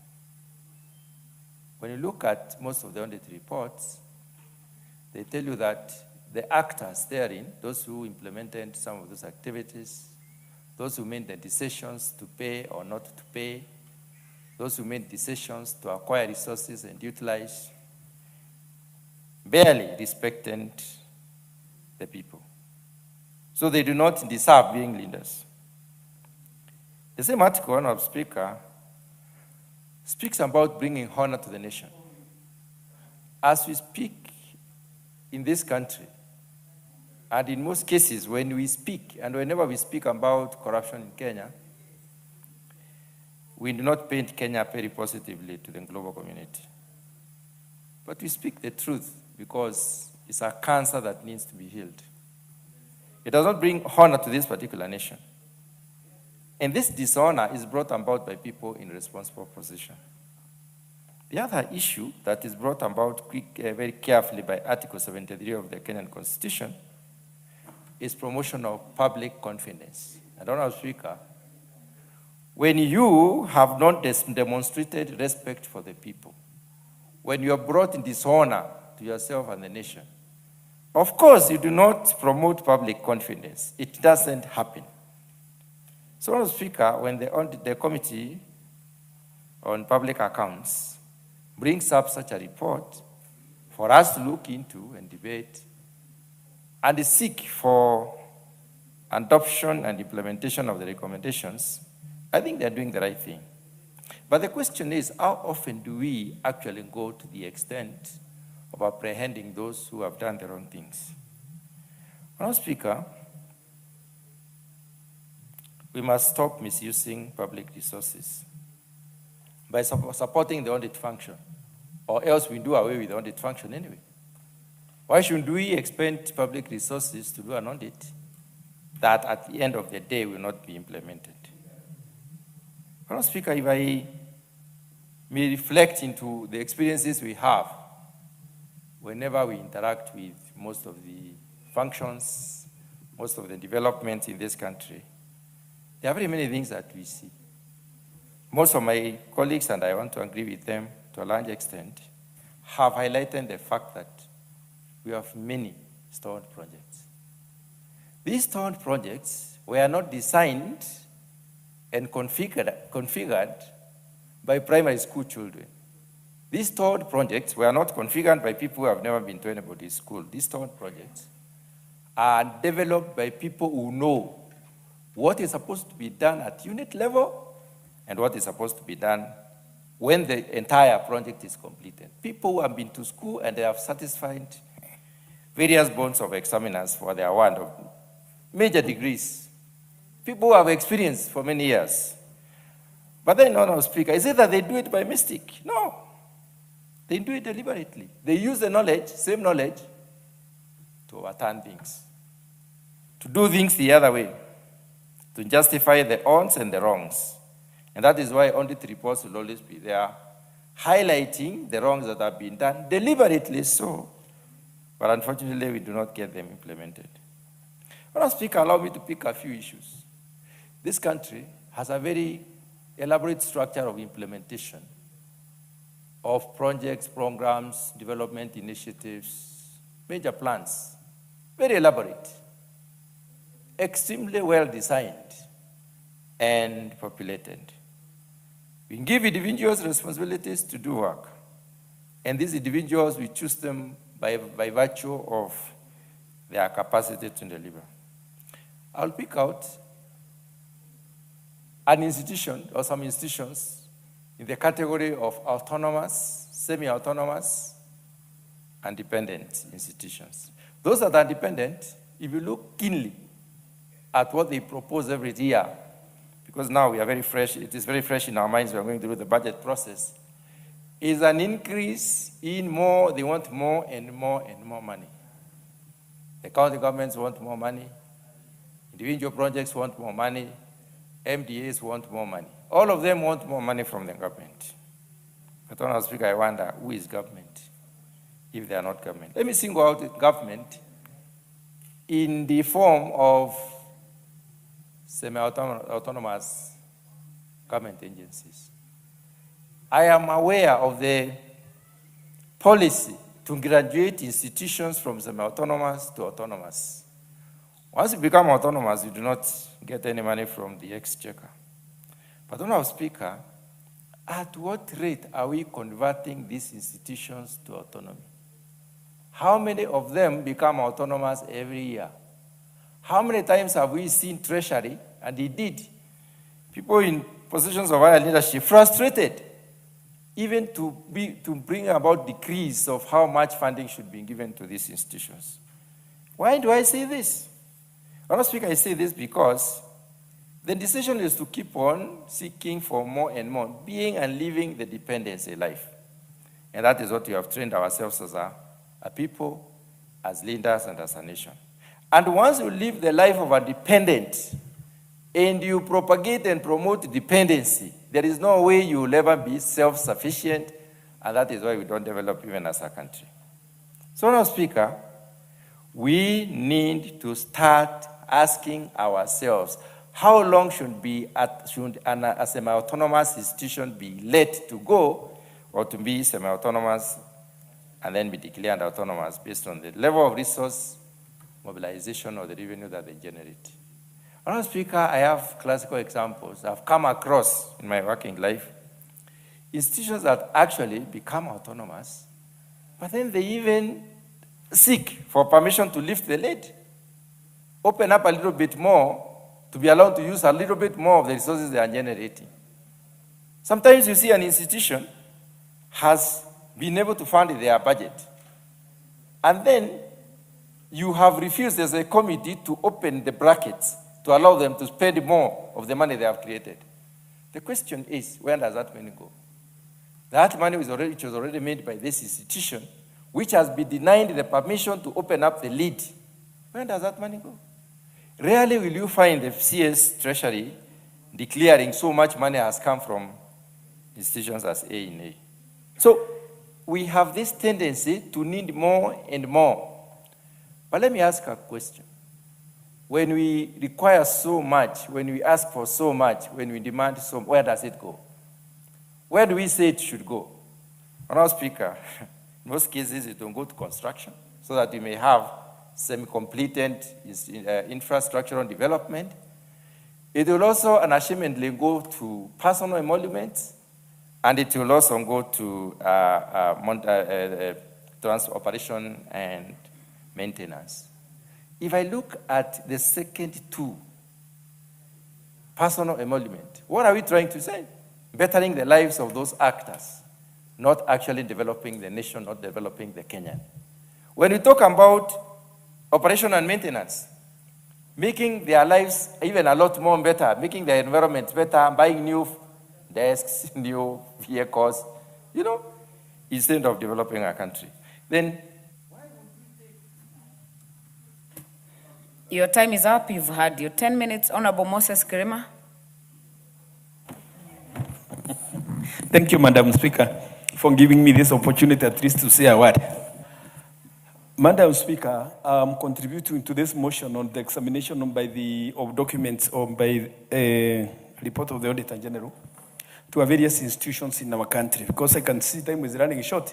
Mine is to say that, Madam Speaker, that when the Auditor General carried out the exercise and plug an issue as it relates to an institution and the people who are governing the institution, the comment or the report given by the committee should be acted upon. Because, Madam Speaker, in some instances, a CEO or an accounting officer is held accountable or is found to be responsible of some issues, but that a file or the report is just put into the shelves and it can just get dusty there. No action takes place. And more to that, sometimes when it is said that the audit is late or it has been done prior or before an officer leaves the office, provided that you are within the boundaries of the Republic of Kenya and you are found to be culpable of an issue which the Auditor General has flagged out, you should be held accountable wherever you are, provided you are not dead. If you had seen the BBC News yesterday, there is an ambassador who left office about 5 years back, but he was arrested yesterday, having been found to have abused his office by doing what was not right in the office. It's only in Kenya here, by when you leave the office, you are just forgotten or no, you are not pursued. But this is where there is a lot of misuse of public funds by misdirecting or mismanagement of the public institutions, and the Auditor General now and then finds that so-and-so is capable or has been found to be guilty, but no action takes place. I've never heard of anybody being prosecuted and convicted out of the report of the Auditor General. And every year, you find that the Auditor General is flagging issues as related to misuse of public funds. With those few remarks, for I can see the time as it is, I really support the motion that whoever is found to be guilty or to be found to be culpable must bear the responsibility. Thank you, Madam Speaker. Honorable Kirima, if you wished, you will still have had a balance of 7 minutes, but you have wound up your contribution and saved us some time. Thank you. Order, members. Honorable members, and the time being 7 p.m., this House stands adjourned until tomorrow, Wednesday, 25th February of 2026 at 9:30 a.m.